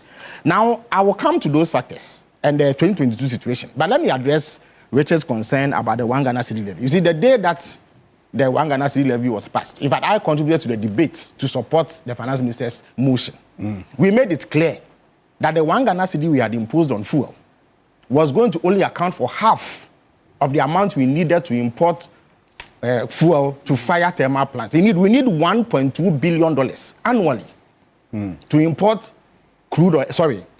fuel to fire thermal plants. The One Ghana levy gives us roughly $500 million.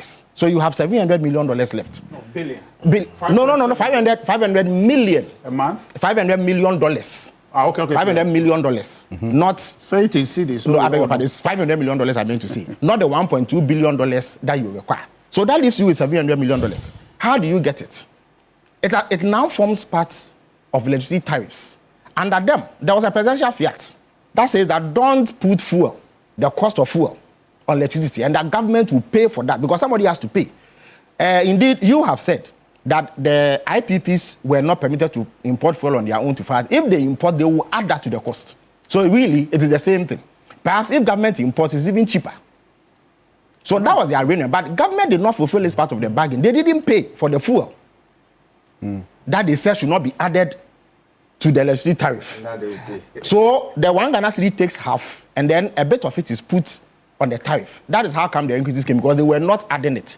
Indeed, if you check the IMF document that they agreed with this government on, and they deny that that agreement did not mean there will be an increase. If you were not adding fuel and you add it, it will lead to an increase, because the IMF says you must engage in full cost recovery, automatic price adjustment. If any of the factors move, you must move your price accordingly. And indeed, by the way, in this past week, tariffs have gone down by between 3 and 4%. That must be highlighted as well. So that explains Richard's point. Half of it is taken care of by the levy. The other half goes on tariffs. The other issue.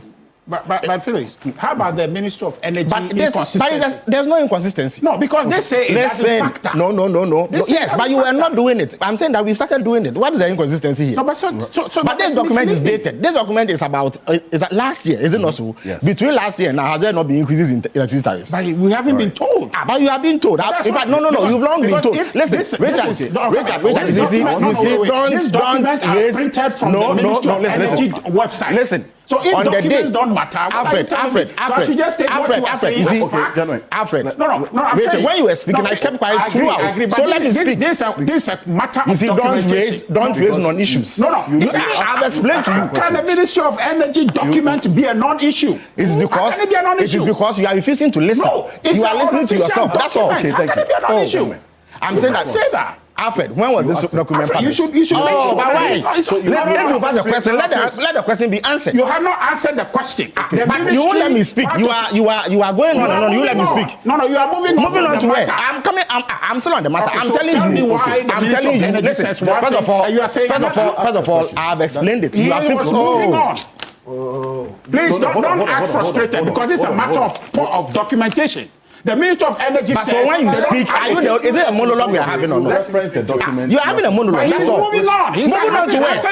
Moving on to where? Okay, you see, you are the lead propagandist of the MPP. You peddle lies. You don't want it to be answered. And I say I'm moving on. Okay. Otherwise, let me go on. Document here. I'm saying that you are misinterpreting the document. That's all. You say it is added. Why is the Minister of Energy telling us one thing, you tell another? Listen, first of all, it is simple. It is simple. Your propaganda won't fly. I will bust it. First of all, you are using a dated document. That's all. He was moving on. You are moving on to where? Listen, Alfred, I have already answered it. You see, but you are a propagandist chief of the MPP, so you won't listen. Alfred, what did I say? You say it is added. So explain.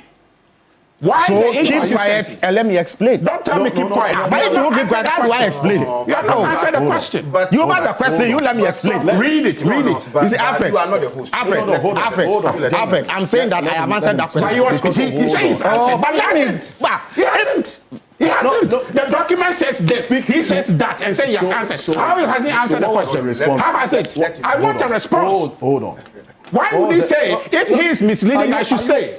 You should say that he's misleading. No, because you have said it. But he's moving on. You are listening. That's what I'm saying. You are only shouting. You are only shouting. I'm not shouting. The document speaks for itself. So explain why the Minister of Energy says one thing, you say another. That's what I'm saying. But that is what you are. He was moving on. Okay, so she goes back to it. Alfred, I'm saying that I've explained it. That's what I'm explained it. You are an MPP propagandist shouting and refusing to listen. Alfred, I answered it by telling you that on the day that the bill was passed, the finance minister himself told you that it is only half of the amount that we require to import oil to fire thermal plants that the D-levy will take care of.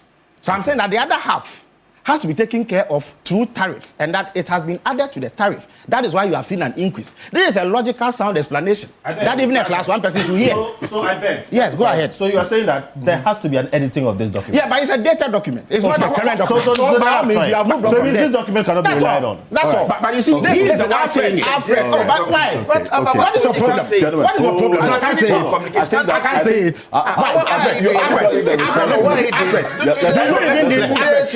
Alfred, do you even need a new document to understand what I'm saying?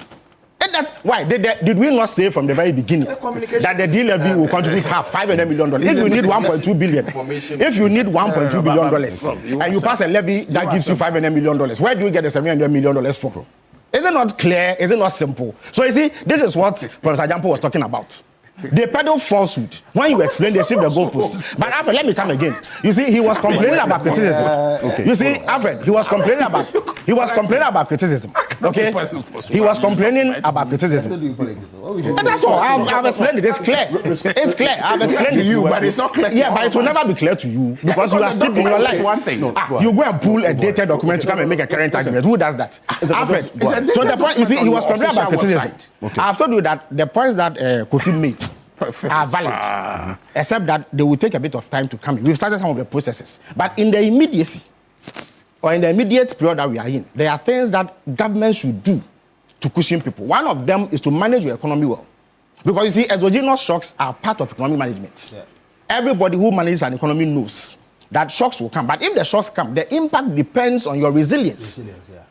When the Ukraine conflict broke out, they did not have resilience because by 2020, they had eroded the fundamentals of the economy. So the slightest shock was going to lead to the suffering that we went into.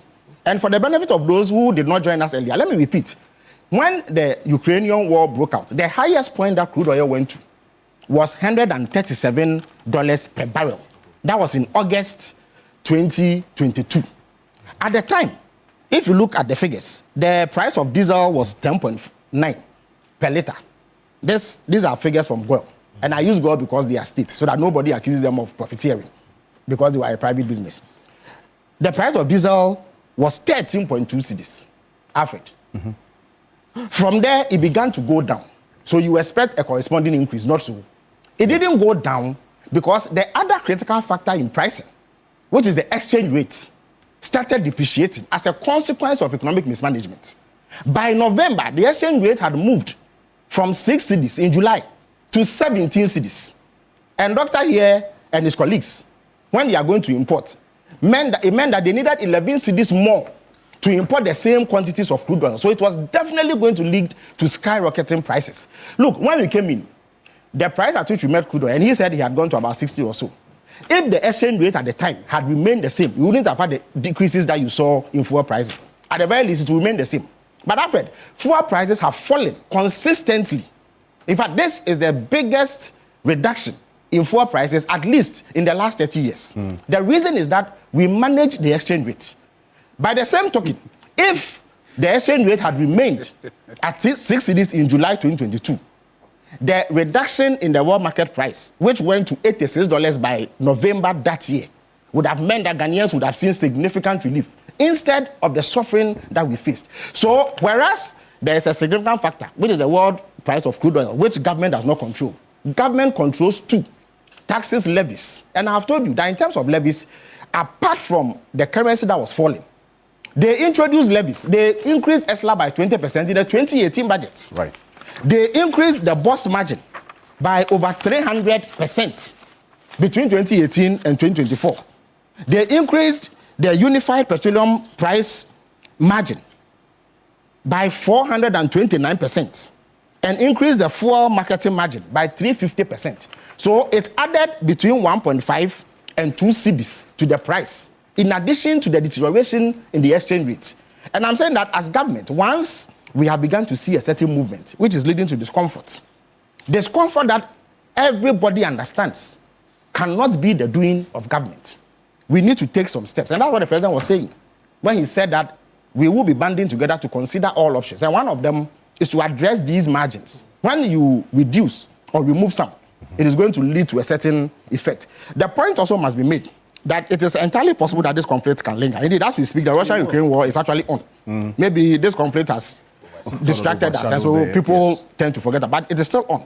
But you notice that after the conflict got to a point, some normalcy returned because the global business community got used to what was happening. So then the panic reduced, and then there was some adjustment. So it is possible that this will linger. But by all means, I'm sure that we are going to, because it's not the first time really that prices have gone up. And in fact, even in normal times, there are fluctuations. That is why sometimes you see a marginal increase at the pump or a marginal decrease at the pump when any of the factors as it were, change. So the fact that crude oil prices go up and down is well known to us. But when there are spikes resulting out of geopolitical matters that are not within our control, the way that you best cushion your citizens is to have robust economic arrangements, which we have. They did not have.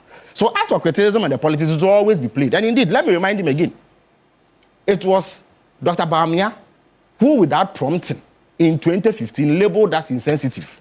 When the price was 3 cedis 50 pesos, 3 cedis 50 pesos, if you take it to 23 cedis after this criticism, you will come under public flag. It is normal, especially when the value of money. No matter how you see, the value of money. True, So but no matter how you do it, Richard, I understand the time value of money, but no matter how you do it, it was not going to be explained away by the time value of money. Okay. The increase was steep. 20 cedis over a period of 3 years was steep. It cannot be accounted for by the time value of money. Thank you. But the point is that at the time that they were coming under flag, every objective observer, even including partisan observers, would agree that they had considerably eroded the economic fundamentals. Look, at the time, when the Russian-Ukrainian war broke out in February, inflation was 15%. It was not single digit as we have it now. They had, by that time, recorded 3 consecutive years of double-digit deficits. Our debt was rising. Indeed, they were using 92% of tax revenue to service our debts. And that interest, that's servicing. And that had signaled the international investment community that we were on the verge of bankruptcy. And so they began to pull out their monies with us. And that is how come the currency began to tank. So the economy was in very poor state already by the end of the 2020 elections. And that is what accounted for the extreme hardships that arose out of the Russian-Ukrainian conflict. But that is not the case now. And again, that also underscores the importance of what the Bank of Ghana have done. And Kofi is here. Let me take this opportunity. I know that is not necessarily one of the topics. To clarify something in relation to the Bank of Ghana. I have heard it said that the Bank of Ghana did something wrong by selling gold, and that in doing so, they had incurred a loss. Some have even claimed that they have sold the gold and they are going to buy it back. Alfred, let me clarify. The Bank of Ghana did nothing wrong by selling gold. You see, gold forms part of their reserves. So you can keep it in money or in gold. What they did was portfolio rebalancing to ensure that we don't keep too much gold. Because indeed, as oil has gone up now, the price of gold can crash. Crash or has crashed? In fact, it has crashed. Exactly. It has but crashed. at the time you sold No, I beg your pardon. No. You see, Since Kofi, you are going there, let's I'm go coming. there. I'm coming. You see, Kofi, they bought the gold. Let us even assume. At 3,000. No problem. No, they bought it. Some of it they bought at $1,900. Some of it they bought $2,100. The average price at which they bought it was $2,400. They sold it in 3 tranches. Some they sold for $4,100. Some $4,200. Some $4,300. Alfred, when you buy gold, And later I beg your pardon. Let me land. Let me land. Alfred, we should all do it. Alfred, you see, we all do that. Alfred, Why don't we allow Alfred, if you buy gold at $2,400 and you sell it at $4,300, have you lost money? Indeed, the Bank of Ghana made a profit of $1.3 billion through the gold that they sold. But what Kofi is saying is that a day after we sold it, the price went to 5,000. So, but they have not lost money. You see, it is only speculation. What is Ghana? Right. No. I beg your pardon. We are not buying it back. Again, let me address that too. The Bank of Ghana, you see, they create the impression that the Bank of Ghana sold gold to Kofi at a certain price. After that, the price went up, and they are going back to Kofi to buy it. No. They have a standing arrangement with the mines to give them, I think, 12 tons of gold every year. At what price? They always buy it at the prevailing market price. Exactly. They sell it at the prevailing market price. So listen, now that the price of gold has gone down, it has not crashed, it has gone down. I think that we need to be clear with the There's a correction, but yes, still higher it has gone down. So it means that if they bought gold the day before, it will go up, it will go down.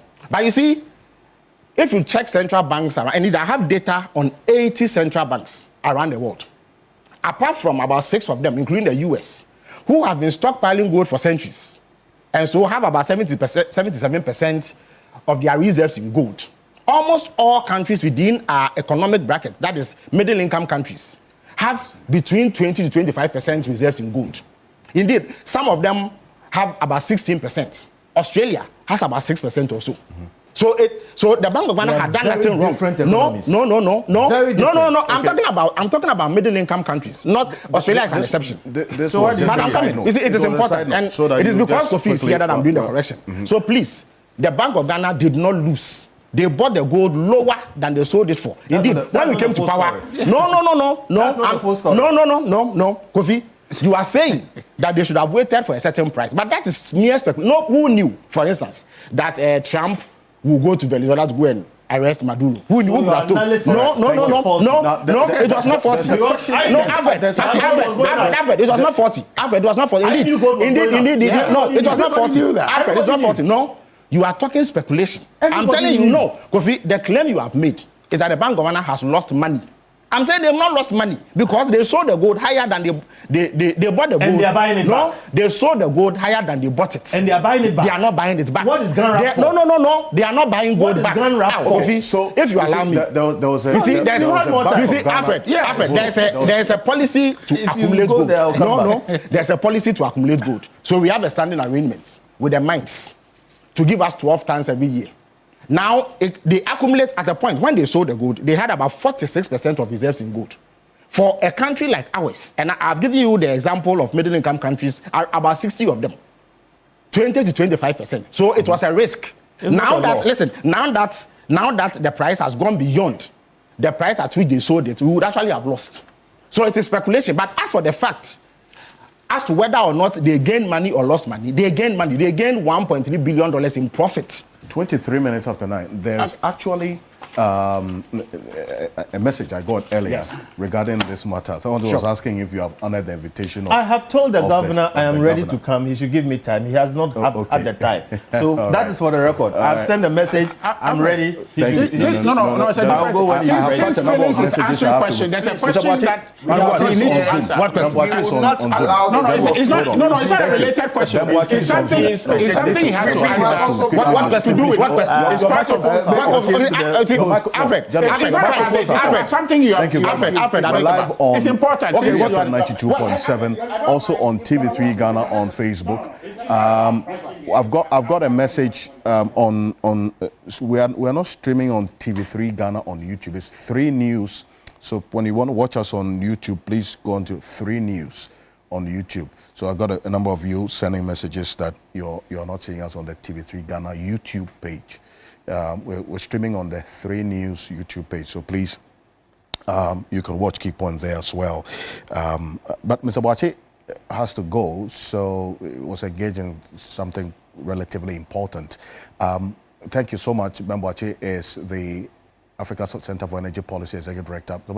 Now, the demand is for government to look at mitigation measures by this one Ghana cedi being considered to be removed. The Minister in charge of Government Communication has been explaining what we should be expecting in the coming days because of the cabinet meeting this week. But considering the objectives of this particular levy, what should be the alternatives if this has to be taken off, and how all of this will be financed? I can understand the call and also the pressure on consumers at this point. I mean, seeing crude oil price increase from about $60 to now above $100. Certainly, there's pressure on businesses and the general public. And it's not surprising that you have such intervention from critical groups like AGI and transport unions. It's a good call, but there are risks that need to be analyzed.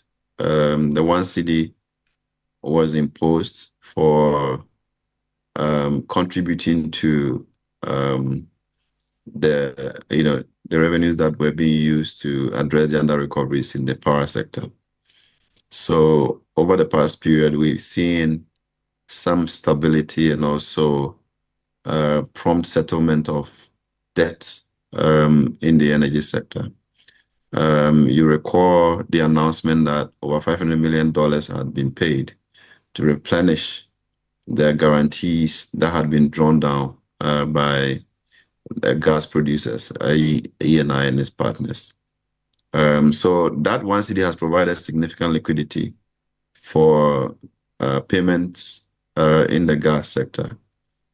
So taking that out will require that we find another space to do that. And that will be within the control of Ministry of Finance to decide whether, if they did, we would be able to get revenue from other sources to be able to bridge the gap that would occasion. Because the gas bill at this point is over $70 million every month, which requires significant inflows to be able to pay. So the fundamental question to answer is whether we want to trade stability of the power sector for some cushioning of the consumer. As industry watchers, what we see possible is for us to analyze the sector broadly to see where some relief could be generated to support or cushion the consumer. We have persistently indicated that there are a lot of waste, particularly on the margins that are imposed on petroleum products, and some of the interventions that are trumped to, provide fuel, quality of fuel, and also protect tax revenue. We could look at them to see how we optimize them.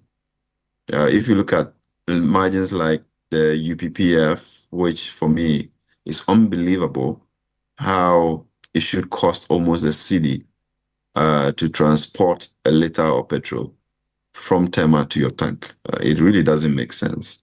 And if you unpack that, you will see a lot of settlements and business people being paid, at the expense of the taxpayer. We could optimize that space and create savings for the average consumer. There are some interventions, as we have indicated in the past, like fuel marking, to where we said there's no value in that intervention, and yet over 40 million cedis a month is paid to private people. If we want to make some savings and pass on, optimization for me at this point is what we need, and be able to create some savings that will cushion consumers in this tough times without compromising the interventions that are actually supporting the stability of the power sector.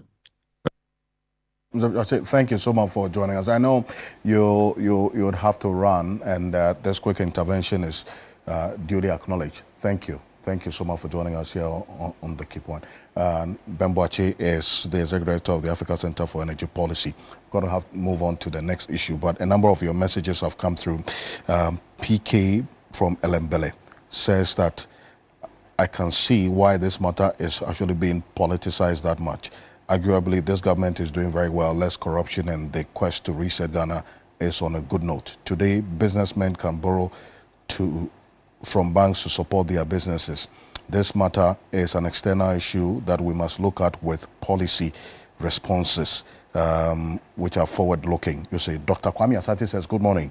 I agree with Kofi Bento, says 100% on this redirection of the focus on the medium to long-term planning. A number of the issues that have happened are not within our control, and that is because our economy is exposed. We import almost everything.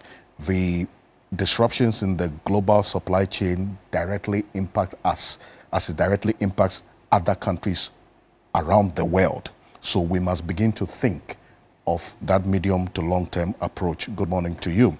Thank you very much. This one also from Edward Aqua says, I think the argument should be positioned within the context of preparing for the worst in the near future, and not which party managed their share of the crisis better. This is an ongoing crisis, and thus the comparisons will never bring prices down except for prudent planning looking into the future. This one here also from Jemima Okusen, sending us a message from, okay, I think it's Kentampo you want to write, but maybe out of the typo.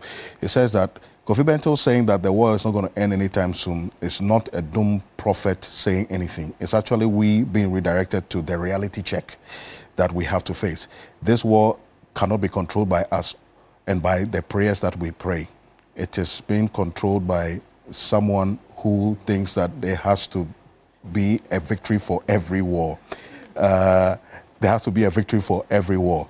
So if we have to pray at all, we should be praying for the instigators of the war. You say, thank you. I think that's what Professor Jampo was saying, that we should pray for the people who are, okay. This one here from a person with no name and no location, it says, Phyllis Kwachofoso is right and spot on about the levy and how the part of your message got truncated. But this says, good morning, Alfred, Papa Bishop. The Russia-Ukraine war shouldn't be compared with this US and Iran war relative to fuel hikes. The dynamics are different, and I heard Dr. Ofori explain that quite clearly. So you say that the MPP should not go on that path. Dr. Norte Dia says the difference is the economic management, the political situation in where one party raped the country's reserves and borrowed in reckless measure is a key factor. Inflation, purchasing power do not make the impact of external shocks the same. It says NPP had a major donor support even during COVID, and there were sectors of the economy that recorded increased revenue during COVID. Okay, thank you very much for your message this morning. Professor Stephen Kweku Asare, good morning to you, Prof. Watching us somewhere in the world. Says Ghanaians should be patriotic and bear the pain for this war and have the hope that it shall be well. It shall be over. Good morning to Kofi Bentel. Hope is not a strategy. Tell him. Professor Kwekwaza, so that's a response. Hope is not a strategy. Hope is not a strategy. Unfortunately, that's the president's policy. Hope is not a strategy. Keep hope alive. Yes, but it's not a strategy. It's not supposed to keep you alive. And when you finish hoping, you have to think and hope for the best. That's hope is also to give hope to people. You do your best and hope for the best, and that's what we are doing. After hope, So you get can a always strategy. but what is setting is your policy. After hope, get a strategy.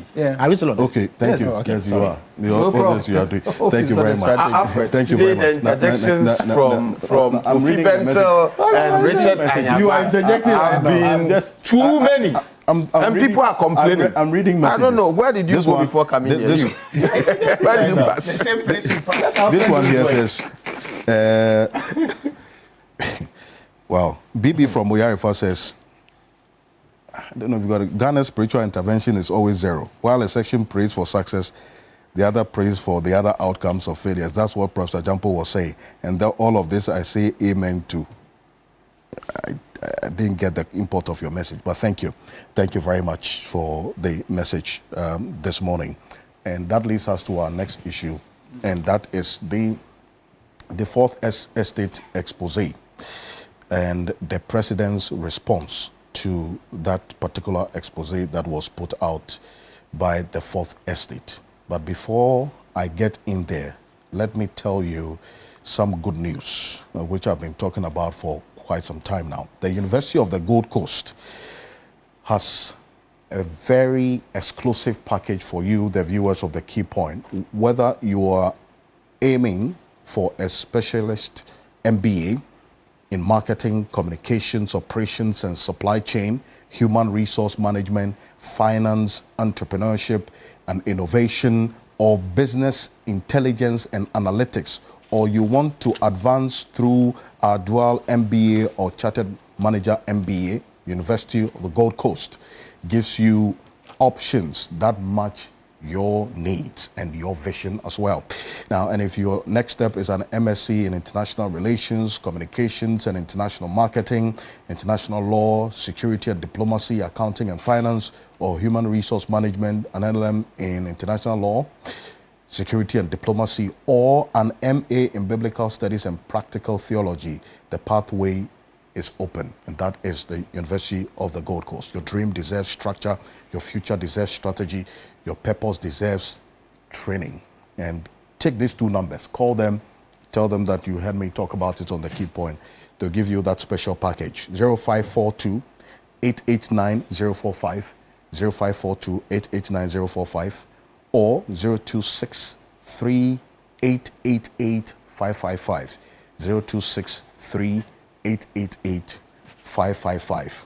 Now, also, Ocean Bells has put together, Ocean Bells Travels and Tours has put together an exclusive tour to China, business and leisure tour for 11 days to China in the next 1 week. And so, take this number, call Ocean Bells Travel and Tours for some details on how you can take advantage of this 11-day business and leisure tour to China. The package begins from $1,555. The number is 0242-037-280. 0242-037-280. That is for Ocean Bells Travels and Tours. Let's take a listen to the president earlier in the week when he met the civil society organizations, and he spoke on the Fourth Estate's reportage on the big push, which has generated some conversation at least over the last 2 to 3 weeks. This is what the president said. Take a look. I encourage civil society organizations to actively engage with this legislative process, offer constructive inputs, and support public awareness when it is enacted. Moreover, I encourage you to collaborate with government to oversee public projects, monitor budget execution, and enhance social accountability mechanisms. Together, we can rebuild and strengthen public trust in our institutions.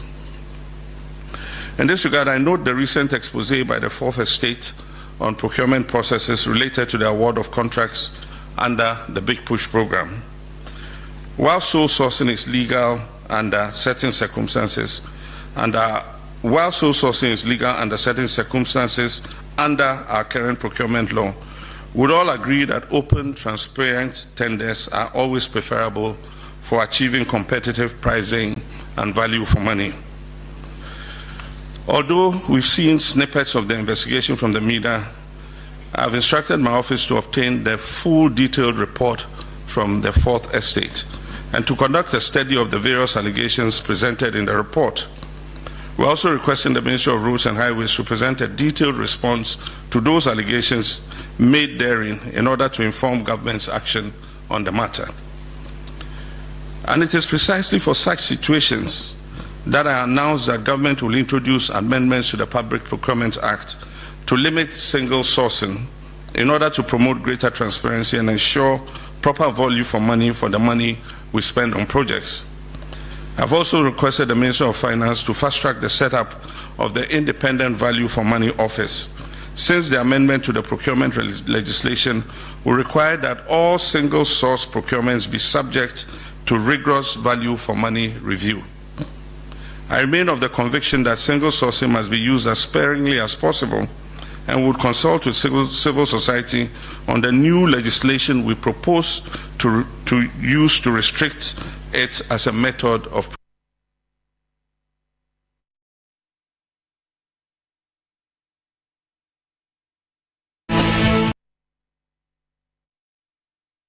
That's the president, John Dramani Mahama, there on the Fourth Estate's expose. So after that, Suleiman Abrahima, who is the director of the Fourth Estate, put this out.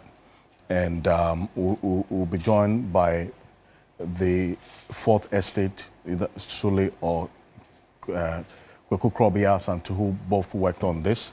And Sule thanking the president for the commitment and remaining steadfast and principled about the words and positions on sole sourcing. We got the clarification and some education last week that in this instance, this is not sole sourcing, it can be described as single source contracts. So the terminology is important as well. Just to names, they are different, that have to be procurement methods. That have to and be so put. You get yes, the fresh idea that people are saying we use it interchangeably. That's not so. Okay, says thank you for all the overall commitment. They are different things. Goes on and on. But it becomes a But everybody understands. No. Don't perpetuate bogus norms. Everybody understands it. Okay. No. Thank you. Everyone understands. Thank you very sole sourcing and much. single sourcing. I'm saying So that, this was the yes, we know response. that. But then, first off, let's establish if either the Fourth Estate, have they, because you have any information about the two institutions, whether they've submitted the report, the full details of the report, as the president requested, for the probe to begin? Well, I've heard Suleiman Abraham say that they've submitted it, but there's a process through which the Office of the President receives this. But I can find out if it has reached the Office of the President Secretary, who he is the one who will normally receive these things. It's not something that should be difficult to find out. So I'm sure by Tuesday, when we return to work, we should be in a position to confirm it here. I see. Now, if you just run us through the process right quickly, that is if you're minded. Pardon me? The process of Submission. Oh, so basically they would either mail it or somebody will hand deliver it to the President's Secretariat, in which case it will be received by the Secretary to the President. So that is the process. It's not that difficult here. Right, I see. Thank you very much. But when this matter, came up, and quite rightly so, it generated that needed conversation because the big push attracts big attention because of the big money that is involved in there. And that's why the president even thought it even wise to have this probe done in the first place. Sure. Because of the questions that were raised, what exactly is the probe going to unravel? Or what is the main objective of what the president has asked for? Okay, Alfred, thank you very much for this opportunity. You see, let me say that as a government, we do not consider the Fourth Estate to be a hostile organization at all. I think that they deserve commendation for the consistent work they've done over the period. In fact, they were very helpful doing the work that the Oral Committee did. They actually started some work on the National Service Scheme, which formed the foundation of the probe that the Oral Committee did and the Attorney General's subsequent work on SIM. And they've done a number of things. So they cannot be dismissed as a group that is up to mischief or anything. In fact, since we've been in power, I have had occasion to even collaborate with them on other matters. For instance, they wanted to do some investigation on happenings in senior high schools. You know, under the previous government, it was virtually impossible to enter senior high schools and have any form of engagement with staff, be they teachers or headmasters, because you risk being punished if you do so. So I personally facilitated their entry into senior high schools by engaging GES on their behalf. And I spoke directly with Suleiman Brahma. So we are not hostile to them. We appreciate their work. They do very good work. I suspect that they have done the current work on a single sourcing out of genuine concern for the public purse and a desire to ensure that the right things are done and that we avoid wasting money or we avoid any semblance of corruption in public office. So to that extent, they can be commended. We don't think that they've done anything untoward. The president is very concerned about ensuring that public finances are used properly. And everything he's done since he became president points to the fact that he is concerned about that. So when there are allegations raised or questions are asked about some practices in ministries, he wants to look at it. Another president would have dismissed it, but he says, no, bring me whatever you have. I will examine it. I will ask the minister to also respond so that we put it side by side. After that, I'll make a determination. And if it is necessary, implement some reforms to ensure that there's no recurrence of the problem complained about, to the extent that there is evidence. So that is what informs, and I can assure you that once the president receives it, he will look at it quickly, and what needs to be done will be done. But there are also, and without prejudice to any outcome of the inquiry that the president will hold, there are some matters of fact that need to be corrected. Because you see, the way our political system works, there are some who are up to mischief clearly. Some too may not fully understand the issues. And the perceptions they have may be calcified, irrespective of what comes out of the probe. So to the extent that there are some matters that are already public and factual, I will deal with some of them. But again, let me put it on record that it is without prejudice to any outcome that will emerge out of the probe. Now, the Fourth Estate has raised about 3 or 4 issues. The first one is whether or not the NDC as a party, which now has formed government, has gone back on its word to limit sole sourcing. Yes. And they have used the road sector as an example. Yes, Whether we've gone back on our word. This is the or reference. we have done Page 6 exactly, of your manifesto. or we've done a U-turn. The second point is about value for money, whether the contracts are overpriced. The third one is about the capacity of the entities selected to do this. There's talk about some contractor having only one employee, and then there's about consistency about data, whether some figure has been changed or is consistent. So I'll address these. But again, I must stress without prejudice to any outcome of the probe. You see, to begin with, to say that we have gone back on our commitment to limiting sole sourcing, you need to look at the totality of work. So we are using the road sector, so I'll use the road sector. So what has the Ministry of Road done since we came to power that would suggest an abuse of sole sourcing or suggest even a hint of going back on our word? You see, so I have taken my time to examine everything that the Ministry of Roads has done. Now, you see, if you focus on Big Push alone, you will miss the point, because Big Push is only a fraction of the work that the Ministry of Roads has done since we came to power. So to assess the true state of affairs, you need to look at it. If you look at what the ministry has done, and you see, after I have documents that I can share with you and the public.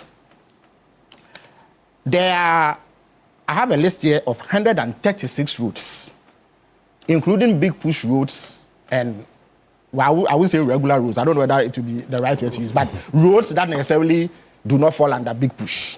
137 of them. And these are highways and other categories of roads. Mm-hmm.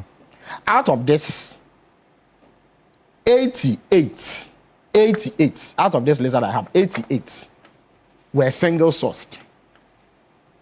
About 54 of them are Big Push roads.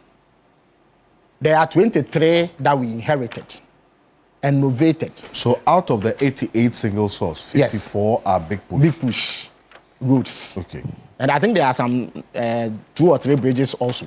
They are bridges, not necessarily roads. Now, out of the 88, 23 are novated, meaning that the contracts were changed because of changing circumstances.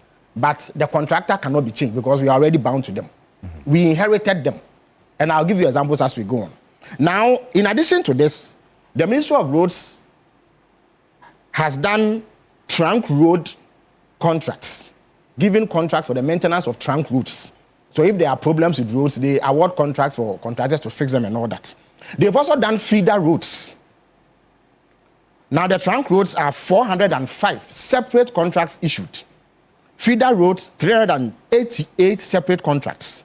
And then this list of 137 that I have here that I can share with you. If you put it all together, the ministry has awarded 930 contracts since we came to power. Now, even if you added the roads we inherited from the NPP to added to Big Push, it will constitute only 9.46% of contracts awarded by the Ministry of Roads. In other words, sole source contracts constitute single source contracts constitute 9.46%. Alfred, if you look at this figure, you cannot say that we have abused. That is, so you're looking at on the whole everything that the ministry has. That is the only way you can assess whether there's an abuse of sole sourcing or not. If you limit yourself to just one thing that the ministry does, it will be unfair in terms of the full analysis. So 9.46%. Specific focus on the Big Push. No. But you see, yeah. I don't fault the fourth estate for it. Maybe it is what they had that they used. Because when we came to power, at the transition committee meetings, the NPP gave us roads totaling 104 billion Ghana cedis. The commitments they had, in terms of the contracts they had awarded, if you put all of it together, 90% of that was single sourced. 90%, everything. The 104 billion Ghana cedis worth of roads. Contracts that was what they call commitment. In other words, they had entered contracts with contractors to construct the roads, whether they had money for it or not. 90% of it was single sourced. Compared to a situation where we have 9.46%. Everything that this ministry has done under Kwame Abuja. And indeed, I will share with you, if you check the daily graphic of, I think, 25th July 2025, the ministry advertised for competitive bidding 405 trunk road maintenance projects. And then I'll also give you evidence in the Ghanaian Times newspaper, where they advertised 388 feeder road projects. In some of them, they advertise 70 and all that. And these are adverts. It means that it is competitive, and they've awarded those contracts. So if you look at it, it will be unfair. It will be a bit of a stretch to say that this government, at least at the Ministry of Roads, has abused sole sourcing. It means that the president's commitment that we limit sole sourcing is being implemented. Now, one may ask why big push roads were single sourced. You see, the reasons vary. There are roads that we came to meet that had already been awarded, and there are 23 of them. Because of the destruction of the economy by Richard and his colleagues in government, the funding sources ceased. The banks or the institutions that we were taking the money from, because we had defaulted on our debt, said they were not going to touch us in the long pool. As we say in Akan, so they cut funding. It left the roads in a limbo. We all recall the catastrophe that was occurring on the Pokwasi to Nsawum Road.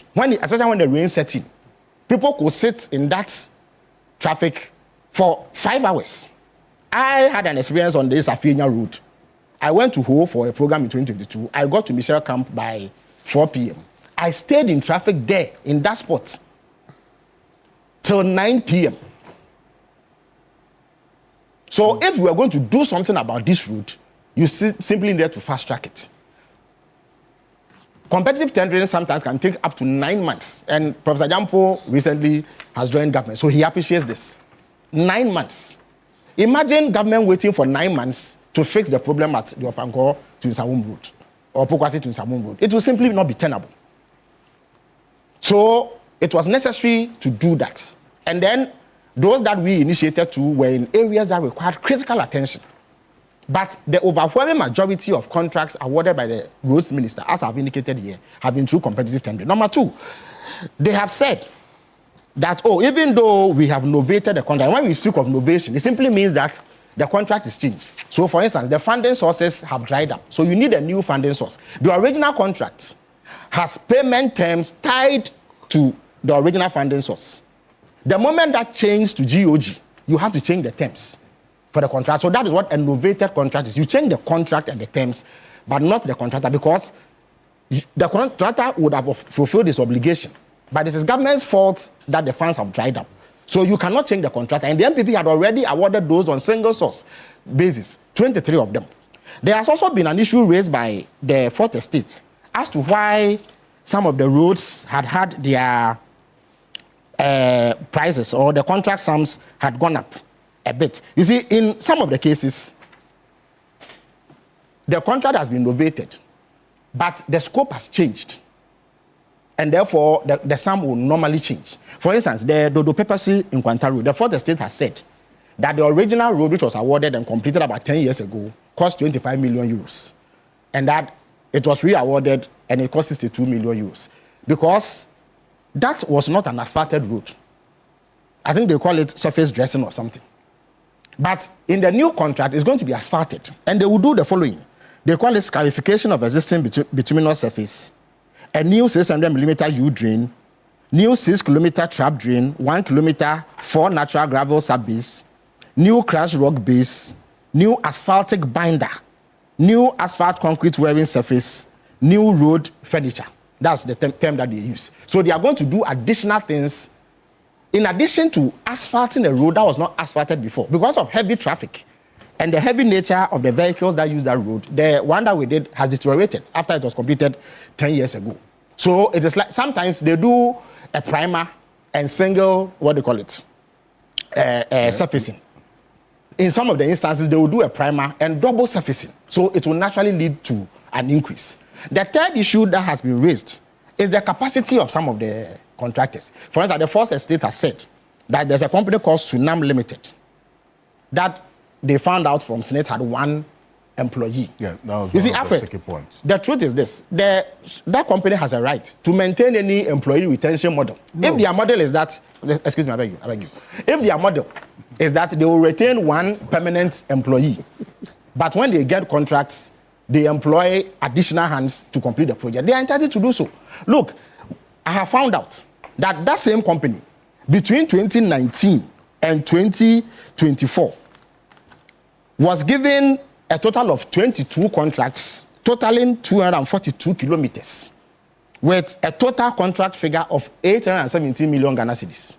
Surely, a company with 1 employee cannot have done these contracts. This is a government of Ghana. Government of Ghana. since between 2019 and 2024.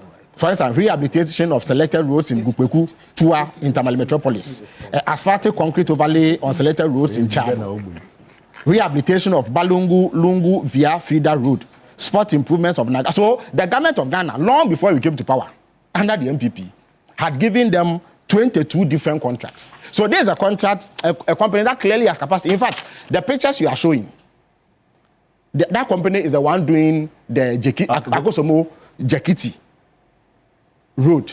These pictures cannot be this project could not have been done by one employee. Alfred, I've given your producers the pictures of what they are doing Akosomo to Jekiti. They cannot have done it with one employee. So, with all due respect to the 40 State, that for me was a red herring. It was not necessary to make their point. You understand the point I'm making? And they should have avoided that. Now, there's also an issue about cost per kilometer. You see, and I regret to have to go back, but it is necessary. At least since the 2016 elections, a dubious narrative has been introduced into our political discourse, primarily by Baumia and the MPP. What is that? Where they intentionally attack government projects. They make a wild claim. Oh, this project has been inflated. They did it to rage UGMC. Look, they even used to say that Ethiopia had built 2 airports for $62 million. Why are we building Terminal 3 for $230 million? So it's inflated. Only to come to power and build the terminal at the Prempeh Defense International Airport for over 110 million. Never mind that President Mama actually got the first tranche of the money and they got the second tranche. When you put it together, $110 million for the Prempeh, the first new terminal. So if indeed Ethiopia had actually built 2 airports for $62 million, why was the MPP building a terminal for 110? The difference is scope. Scope. If you go to Terminal 4 in the United Kingdom, Heathrow Airport, the cost of that terminal is more than Terminal 3, but they are both terminals. The difference in their size and scope.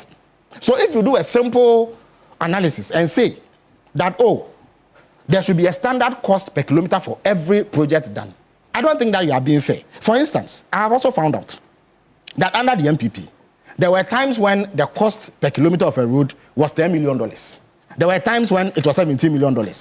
There were times when it was 60 million Ghana cedis, times when it was 15 million, times when it was 19 million. But you see, after you cannot say that merely because there are differences in this, then there is some wrongdoing. It depends on the terrain. In fact, even the same kinds of road, asphaltic road, if you do a road in Eke, for instance, at Abuenu, which is a rugged terrain, rocky, mountainous terrain, it certainly will cost you more than if you did it from Iguase through Amosima, because it is a relatively flatter terrain. You understand me? So merely dividing the cost of the project by the kilometer and concluding that some wrongdoing has gone on does not cut it. You need to look at what work they are doing in order to come to that conclusion. And especially in a situation where those making the claim do not provide alternative costs and show how they arrived at that cost, it becomes a bit problematic. So I think that the Fourth Estate could have made their case without some of these embellishments. But like I said, the president will look at the issues they've submitted. The president will call the roads minister to respond, compare the two, and then make a determination. But let me make it clear to you that President Mohammed's preferred, indeed he said it, that competitive tendering is the preferred mode of awarding contracts. As I sit here, I received a memo from him about 3 weeks ago in relation to something that must be done in the state-owned media. He made it clear in that letter that the mode of procurement should be competitive. This, I can show that letter to you with his permission, of course. He made it clear, a directive from him. He hasn't encouraged anybody to do so, but when it is necessary, he himself said that we will limit it to when it is necessary. Nobody can say that the situation on Ofankor to Pokwasi could have been done through competitive tendering when there was manifest suffering and everybody was complaining because of the difficulty that was arising. So let me sum up by saying that we have enormous respect for the Fourth Estate. They've done a yeoman's job in the past. They continue to do that job. We are not hostile to them. We welcome their criticism. If they find anything they believe requires attention, they should draw government's attention to it. We will look at it quickly. But for all of us commentators, we need to stick to facts and not unnecessarily embellish them in order to achieve a certain desired objective. Well, Suleiman Abrahama has been listening to you. Sure. He's joining us right now. He's the Executive Director of the Media Foundation for West Africa, the parent organization of the Fourth Estate. Suleiman Abrahama, good morning. Hello, Sule. Yes, can you hear me? Good morning. I can hear you clearly. Thank you for joining us. And I got information, a speedy recovery to you, right? But Thank you. Thank you. Thank you for agreeing to talk to us this morning in the midst of it all. But you listened to Mr. Kwachu Fosu without prejudice to the outcome of the probe. That was quite clear. And then also the acknowledgement of your work. But then again, raised some issues regarding the work that had been done by you. What are the specific responses that you have to it regarding, first, that particular company that you referenced had one staff, and he points to a particular contract that this company is executing, and then also the cost per kilometer that you put in that report as well that you published almost a week ago. All right. Thank you very much, Alfred. Thank you to all colleagues who have taken keen interest in these national conversations. I think it is all good for us. And good morning to all your panelists, my friend Felix, for all the analysis and the service to our nation. So I will try to respond to everything that I heard him say. Unfortunately, I only joined, I was actually with the doctor when your producer was calling earlier. So the time I could join was when my friend and brother Felix was speaking. Ordinarily, I would have said that because we have submitted our responses to our full report to the President, Office of the President, maybe we would have left it at that. But I think that for purposes of public education and clarity of the issues, as been articulated by Mr. Felix Ofosu, I think it is important that we clarify certain things. Number one, when we did the request to the ministry, we requested specifically for information on projects specifically on Big Push. We did not request for all road projects or all projects awarded by the ministry. So we did not ask for contracts that have been awarded for filling of potholes or grading of feeder roads or whatever. We said, give us the data on projects that have been awarded under the Big Push initiative. When the ministry released the data to us, the data was captioned Big Push Master Register. And it was clear that whatever projects that was being released to us or communicated to us were projects that were under the Big Push. So it is important that I state this to avoid the confusion that is being created, and I believe that is deliberate, that, the ministry has awarded a certain number of projects. In fact, the minister himself says, over 400 projects. This morning, I heard our brother Eduji on another network saying over 900 projects. We are talking about Big Push. The other thing that is very important is that when they talk about the over 400, over 500 projects that have been awarded, let them tell you the total cost of those over 400 or over 500 projects. We are talking about initiative of the government, and I must commend President Mahama for the initiative. We all do admit that we have issues with our road. And so for the president to say, I am taking a bold initiative to fix our roads, I think we all need to commend and encourage him for that. So when they talk to you about the total number of, we've done 500, blah, blah, blah, I think it is important, ask them, what is the total cost of that compared to the Big Push initiative? Under Big Push, we are talking about initiative that is costing us over 100 billion. So that is why that is very important.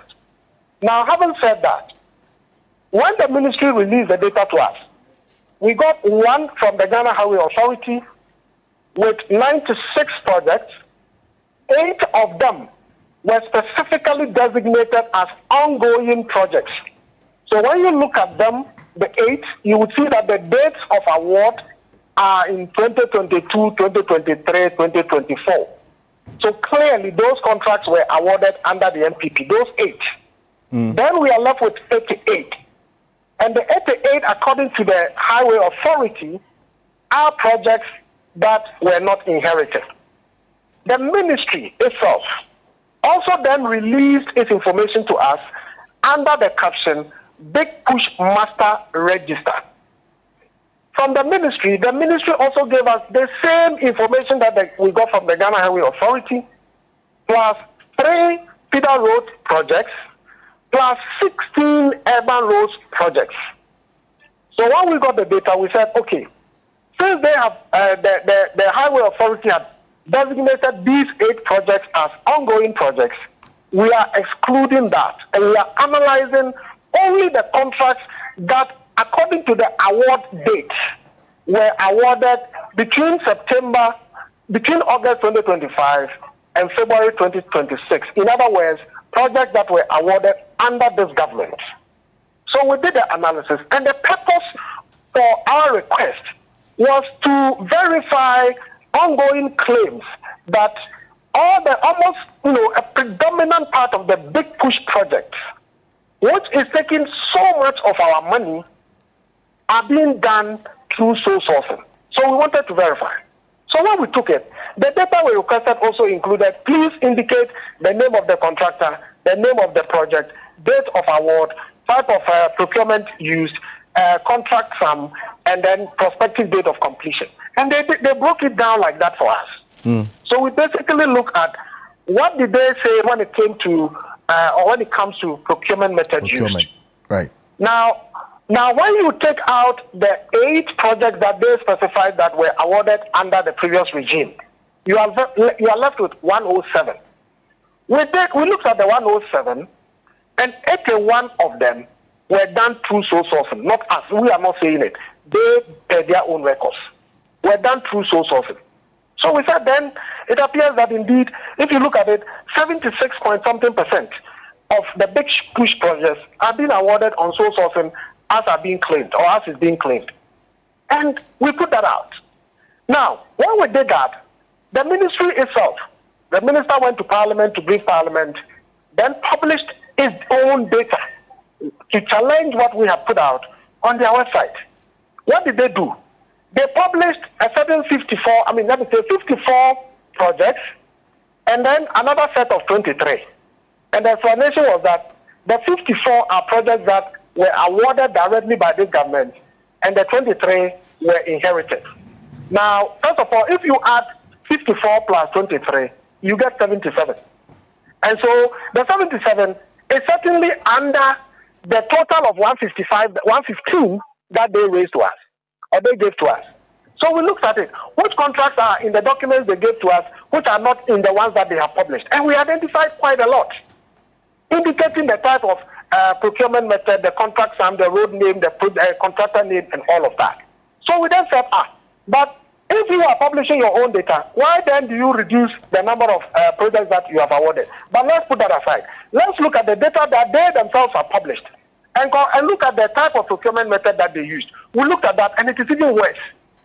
Of the 54, 47 were sole sourced. And then the remaining, 7 or so, were ones that were restricted tendering. So we are not even talking about the 23 that they said they inherited. Again, when you look at the data that they themselves published, if you look at the 23, the date of award are mixed. Some of them 2022, 2023, some of them 2025. If you are telling us that you inherited these projects, then of course we should see that either all the dates the dates indicate that they were all awarded under the NPP, or if you novated all of them, then we should see all the awards being dated in 2025. So away from the mixture. So does it mean some were novated, some were left, and so on? So the ministry itself is confused. Now let me come to the other issue about the Pepeso that my brother was talking about. Yes.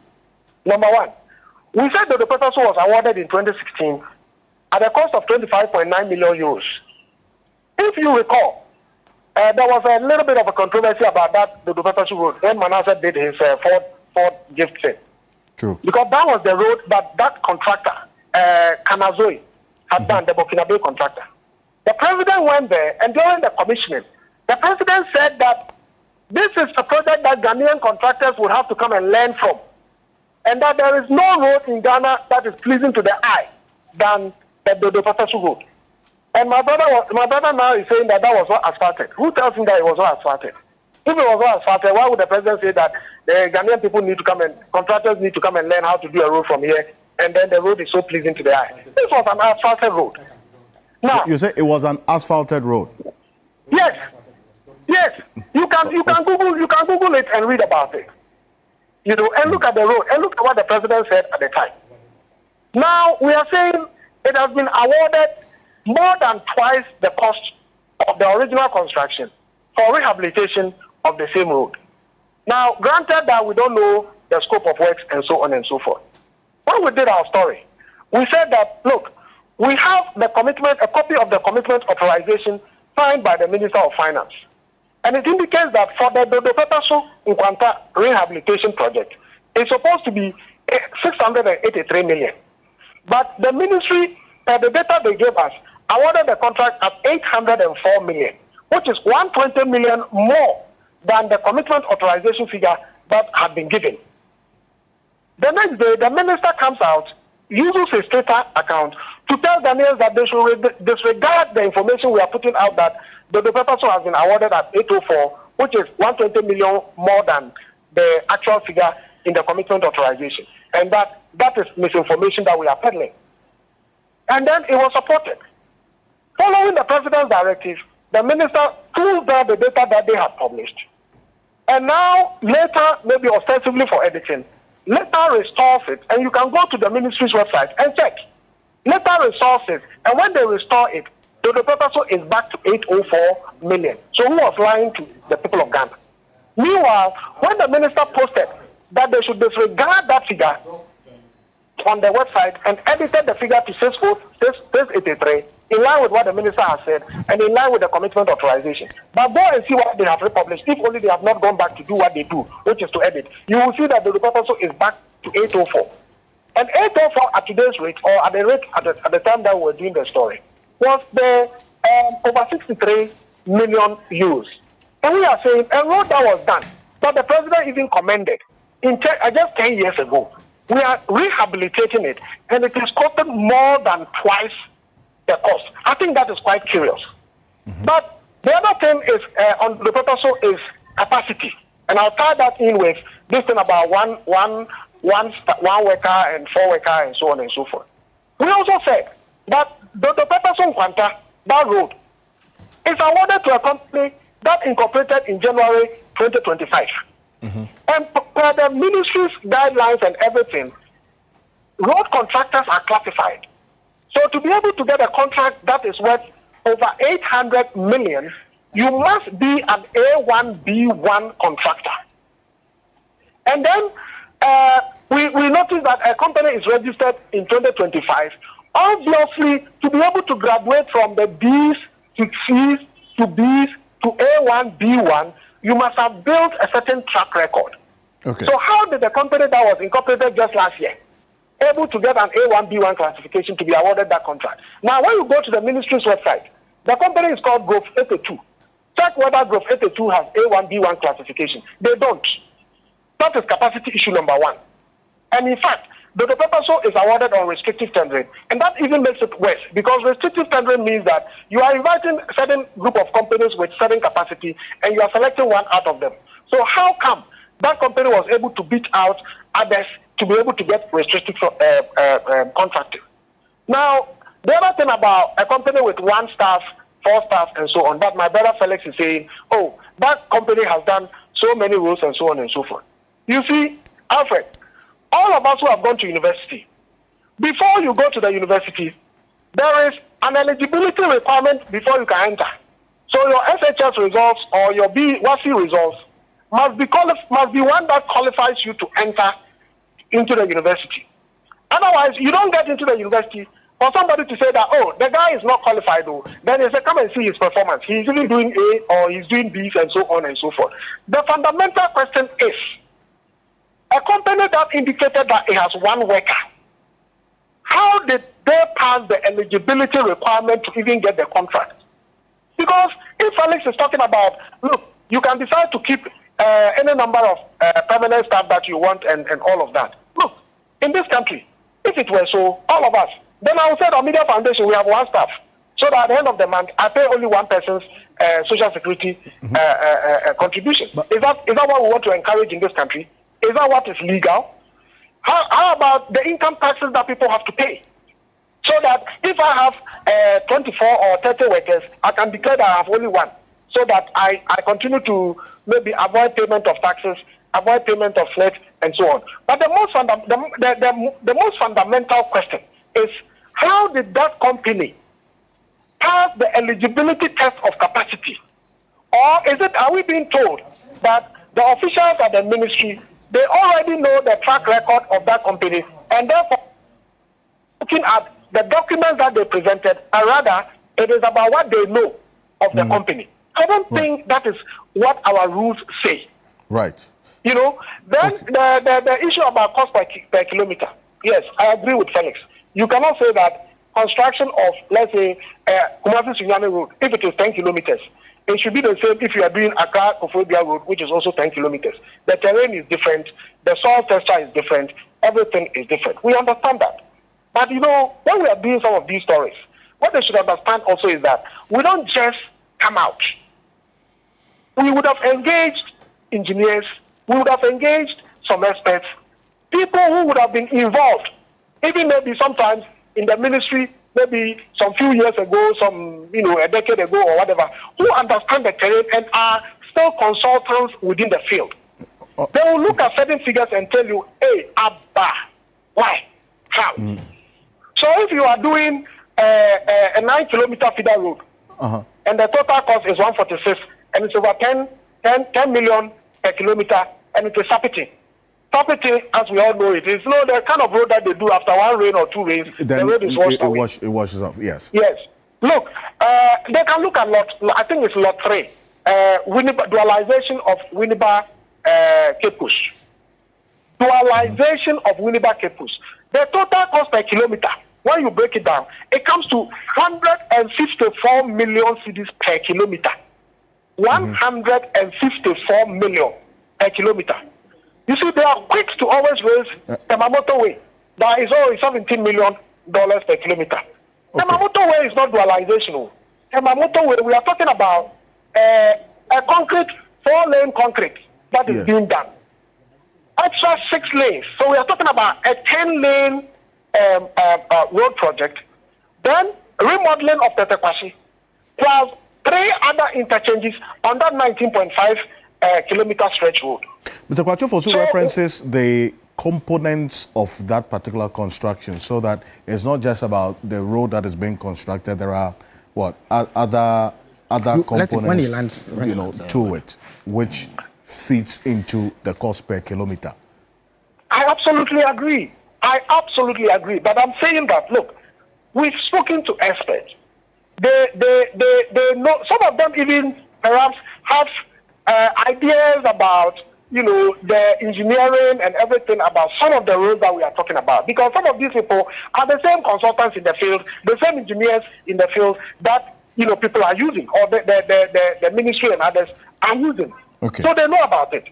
And then they will say, yes, we know in some roads they will build a school, they will build a hospital, they will do interchanges, and so on and so forth. But I'm saying that experts have made it clear that lot that we are talking about on the dualization of Winneba Cape Coast, what dualization? 154 million per kilometer. But you see, our purpose of doing this work was really not about this cost per kilometer thing. In fact, the cost per kilometer thing, we brought it in to say that, look, as part of social accountability, if you are in Bunkuru or you are from my village and your road is being done, we want you to know the name of the contractor, the project, when the project was awarded, the total cost of your project, the cost per kilometer of your project, so that citizens will know that, if after one rain, my road is washed off, and I'm being told that this road was done at 10 million per kilometer. Why? How can the 10 million per kilometer road? They did it. And after one rain or two rains, it is gone. Ghanaians must know. That was the beginning and the real essence of this whole thing about cost per kilometer, which we would continue to put out. I mean, people can talk about the scope of work and all of that, but we'll continue to put out for people to know. Right. As a finally, you see, we are talking about prudence. And you look at some of the allocations in the contracts that are made. I talked about a 9-kilometer road at Egusum Pakadang or something, and it's 146 million. What for me is quite curious is the allocation of the amounts. You look at the allocation, and 37.5 million of that money is allocated for maintenance of Department of Feeder Road headquarters. Mm-hmm. There's another project awarded under Feeder Roads, under Big Push, that 5.2 million Ghana cedis is allocated for maintenance of Department of Feeder Roads contract. Headquarters. These are just about 3 contracts that we had. And out of the 3 contracts, almost 43 million Ghana cedis has been allocated for the maintenance of Department of Feeder Roads contract headquarters. Then in one of the feeder roads, I think it's about 19.5 or something, they are buying 3 cross-country vehicles, 2 pickups. And then you ask yourself, if we are a poor country that really wants to develop, and the president says, I want to maintain roads, and we are saying that we don't want to repeat the terrible things that the MPP did. And I should emphasize that, because I don't think we got the governance we deserve under MPP. MPP brought us so low in terms of governance. And as a citizen, my benchmark will not be about what MPP did. It's about what is right to be done as a country. My benchmark, I'm looking at what other countries do. I'm not looking at, a very low bar. And I'm saying you did this, and therefore if we did this, you don't have to come and complain, and therefore I am right. No. Right. And so if you have a situation where, and a big push, I am saying that Honorable Felix, maybe it would be useful for him to tell us, for him and the others to tell us, the 400 or so other projects that were awarded under open competitive tendering.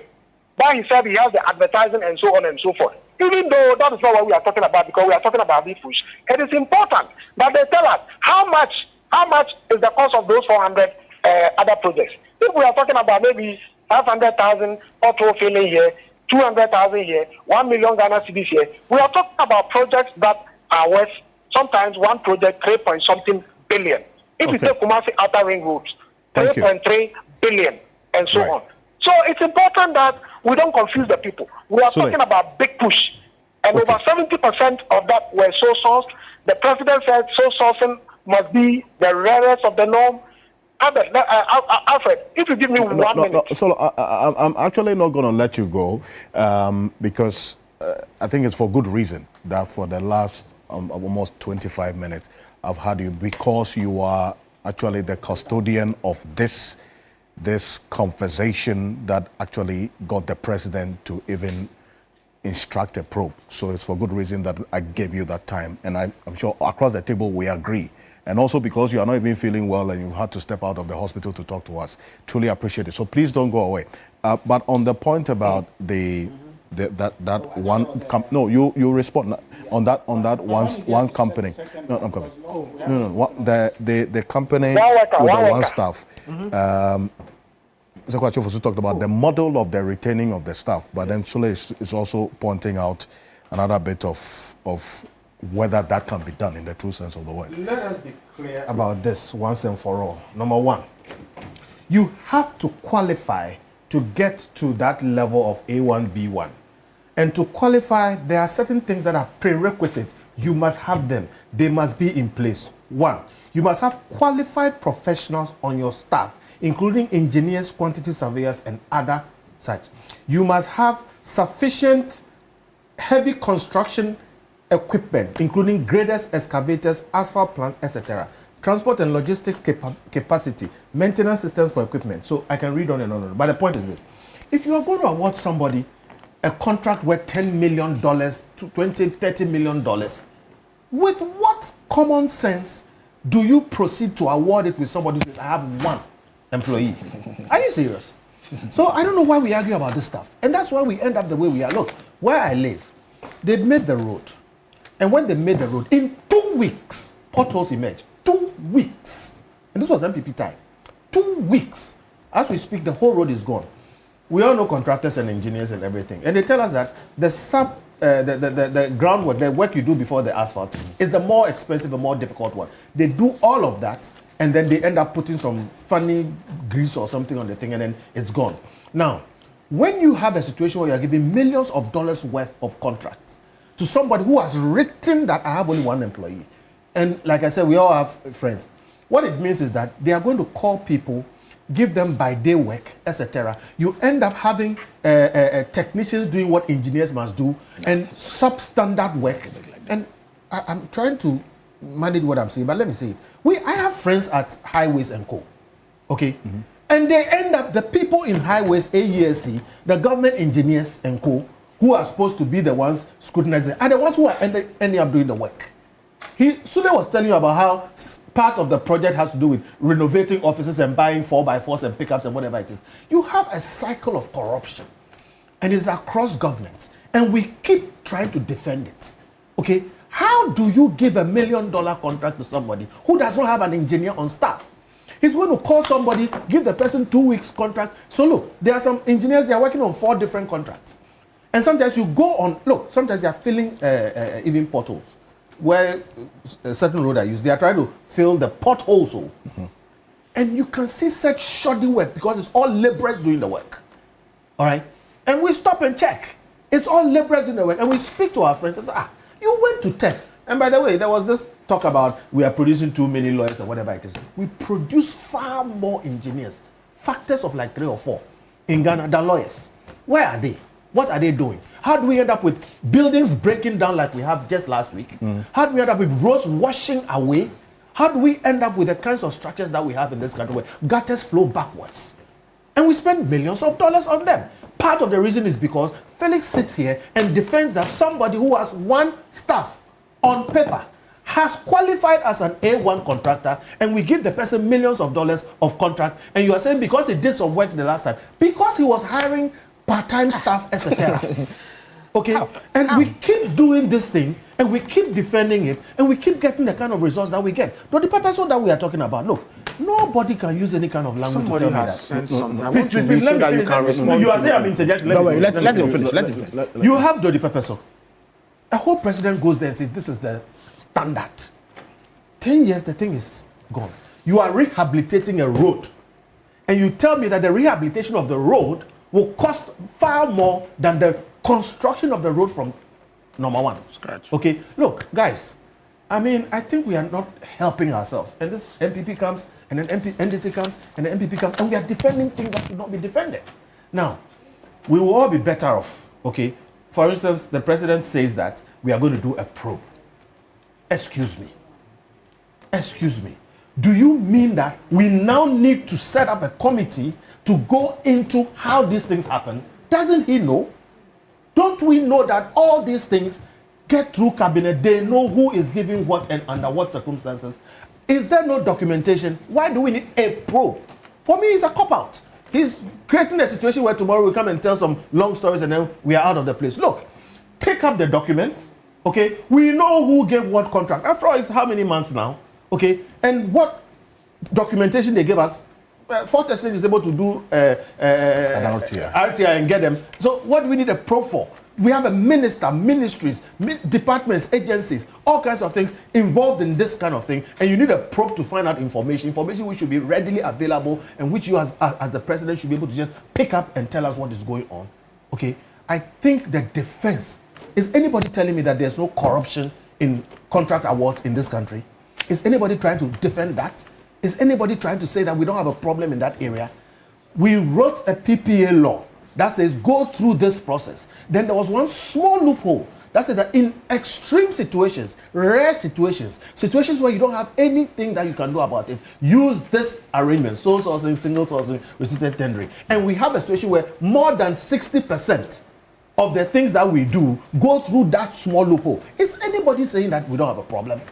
So why do we spend so much time defending this thing across party lines? It's time we sat up and said we are not helping ourselves. We spend millions of dollars in these roads. They wash away. Roads in the capital, Accra, they wash away in 1 year. And what do you say about the ones in the regions and whatever? Today we are talking about cocoa roads and whatever it is, as if there's no common sense to cocoa roads. Cocoa roads were necessary because cocoa was giving us a lot of money, and we were not doing what we needed to do, going into the cocoa areas to evacuate them. So when the government was failing, we decided, look, if you are the one handling cocoa, go and do it. After a while, it degenerated into corruption. Now we have come back and said we are not going to do cocoa roads again. We are doing some other thing. And that will also degenerate. We keep going around doing the same old things and corruption everywhere. And every government comes and they try and defend it. It's tiring. It's very tiring. We need to shift totally and start being honest with the facts that you can't justify sole sourcing for more than 50% of the situation. What kind of government Is it okay? Now, we're still live on Key Point on TV3. We are live on 3FM 92.7, also a number of radio stations across the country. Now, I'm going to get the both of you to speak in a response from you. No, it is just so that right that I came here and just made It just is just a contribution. And it is just 28 minutes I'll go for a quick break. I'll be back shortly. Stay with us. Finish ministerial treatment already. No, because of the issue that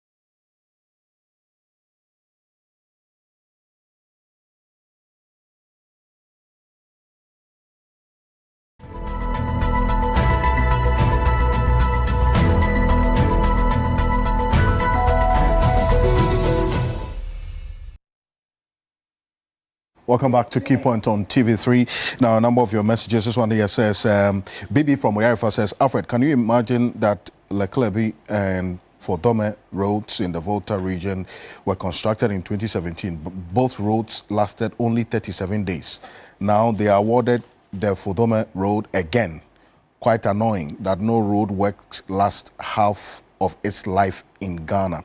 You say, thank you very much. And the Adan for chief says I should be talking about the bad roads in Adan, but I'm sure we can all talk about the bad roads. But Nene, good morning. Thank you for the message.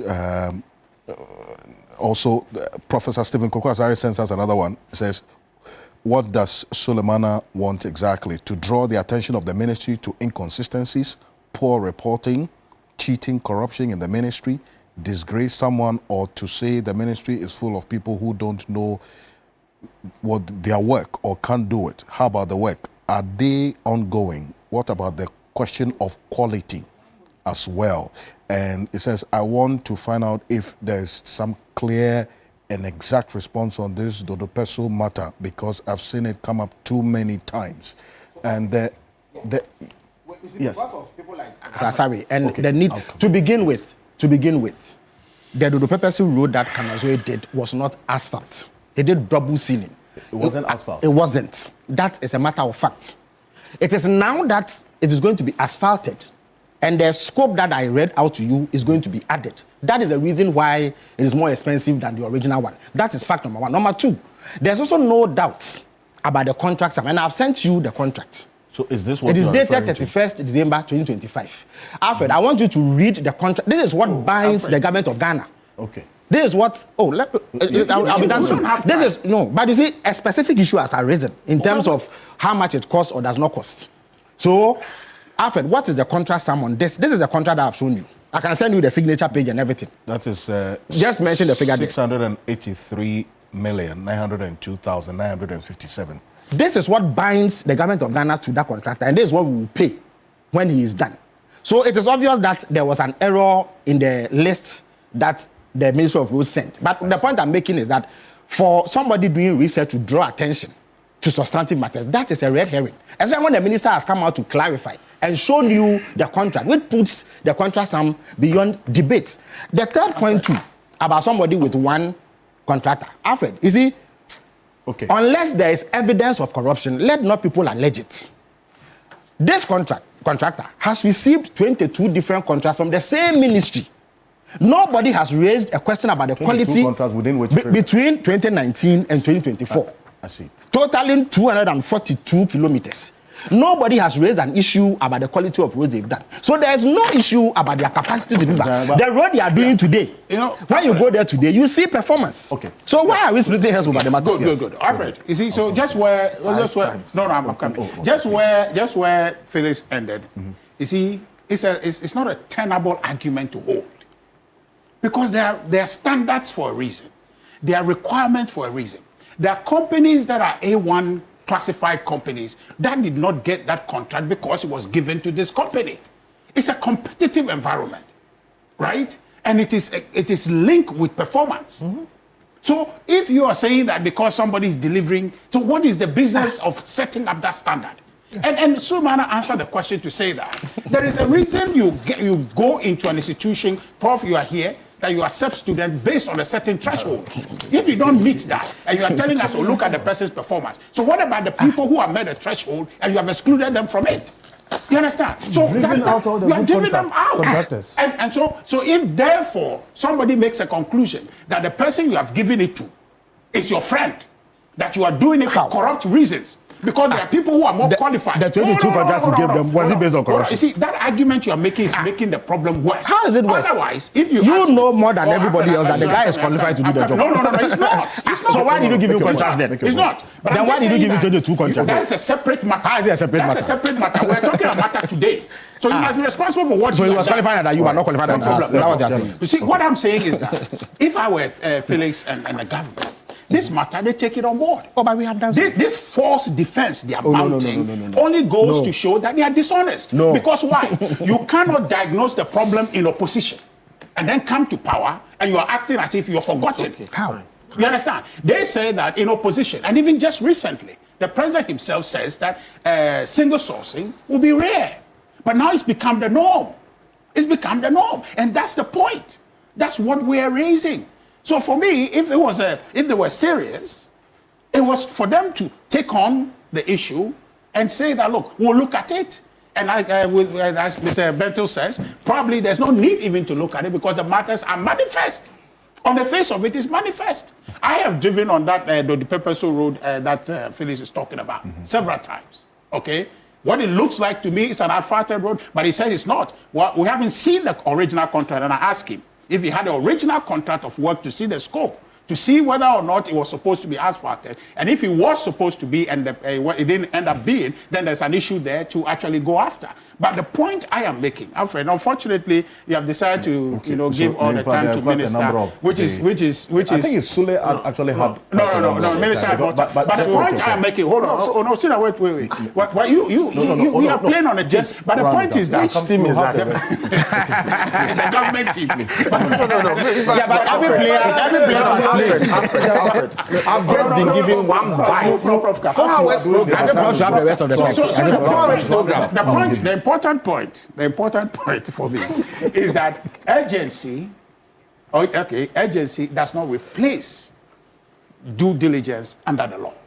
What the NDC is telling us is that the law is a nuisance to them. Yeah. That the law is inhibiting them optional. So that they choose at what point to apply the law. And I'm telling you that the higher the price, the higher must be the scrutiny. So you are giving these contracts out, huge sums, and then there's less scrutiny. And you are saying that there's some agency. What is the agency? I'm coming, just before you go there. The point is that there are a number of things the president says, that there are other things that are his priority, survival matters. There are survival matters that are emergency as we speak. We just went to Burkina Faso to beg them to sell us tomato. That is an emergency. But they are not treating that one as such. But they are treating road as if we are going to die when the road is not built. Oh, really? You understand? Yes. People don't die on the road because they are bad roads. People die because of reckless driving on the road. So for me, this idea that they will suspend the Procurement Act in favor of some kind of imaginary emergency or agency, for me, is an attempt that probably, if you look at it closely, and given the nature of companies that are getting these things, you can conclude, or if somebody is concluding corruption, the person will not be far from the truth. Professor Jampo. Thank you. Viewers, as you may all have seen, I came here.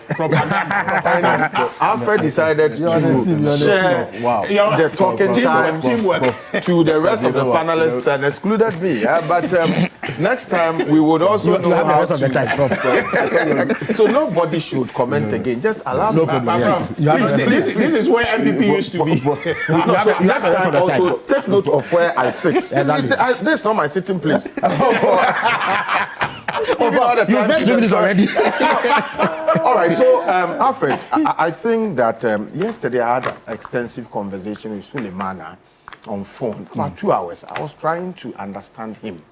And like Kweku Azar, professor, asked, so what is he looking for? And the impression I gathered from my 2 hours conversation with him was that he felt that under the big push projects, so much have been allocated to a contractor based on single sourcing. It's important we use the words properly, the methods properly. Yeah. In the procurement methods, you have sole sourcing, which is different from single sourcing, which is also different from restrictive tendering, before you can go for open competitive, tendering. Yeah. So the idea of people trying to say sole sourcing is actually good. Because when you talk about sole source, it means you are talking about the procurement of an item from a source beyond which you can't find any other alternative. But there are alternatives in this case. No. So that's why the terminology used in this instance. So there are two. Please. Pay attention. Well, I'm not saying that it's interchangeably we have used it. So don't do this deliberately. I beg you. Just allow me. So in my engagement with him, what came out was that he was not pleased with the fact that you are so much going under single sourcing for the roads big push agenda. And so he kept also making reference to the promises made by His Excellency the President about the need for us as a people to be frugal in the usage of single sourcing. And so then the wonder was, have we given up so easily? Yes. But this morning, as we sat here, we are taught, we are told that actually altogether there's been about 930 contracts that have been given. Altogether, there's been about 930 contracts that have been given by the Roads Ministry.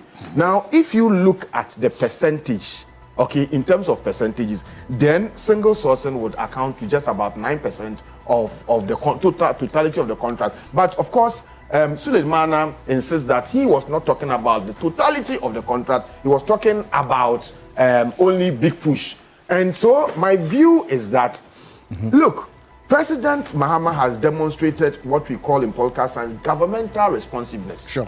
The moment this thing happened, I mean, he could have just kept quiet and said, look, clearly, if you look at, before one resort to single sourcing, there will be justification. Of course. To the extent that justifications may have been given and they have been sat on, discussed, deliberated upon by the PPA board and may have been approved, you cannot cite anybody for having breached the law. But we have gotten to that point in our political discourse where we do not only want to be seen as doing what is legally right, but we also want to look at what is morally right and what is politically right. And so that's the reason why somebody like President Mahama will say that, look, this is what you are saying. You have a video, you have a documentary, you said you have some evidence, bring it to me.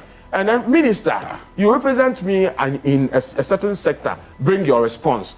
Having received these two, I'll give further directives as to what must be done. I think that this is commendable, and this is something, like I said, someone else would have said, if you have not done anything. In fact, I did my own check.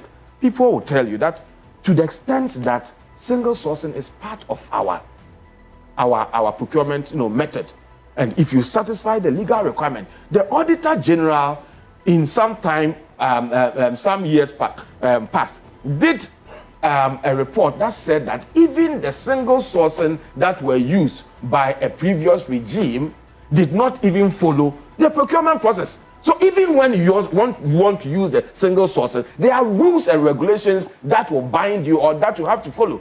And so I'm saying that to the extent that the president has demonstrated this kind of sovereign response, this kind of governmental responsiveness, let us allow the processes to go on. Let the various reports be submitted to the president, and let us see the outcome of what he would want to do. And so I would use the opportunity to also call on my brother Suleimana. You've done a good job, and I'm looking at the response of the presidency, the response of the entire executive to what he's done, as epitomized by the posture of Felix and the president himself, saying that, look, we would not be those ones who would fuel your flight. Okay, fuel your flight, from the country. But we will tolerate these things and then put in place measures. No, you are not. The aspects of it have been president has access to the document. No. So what access to the document? He has access to the The president doesn't have access to the document. What the president has done is commendable. It's shown governmental responsiveness. Thank you.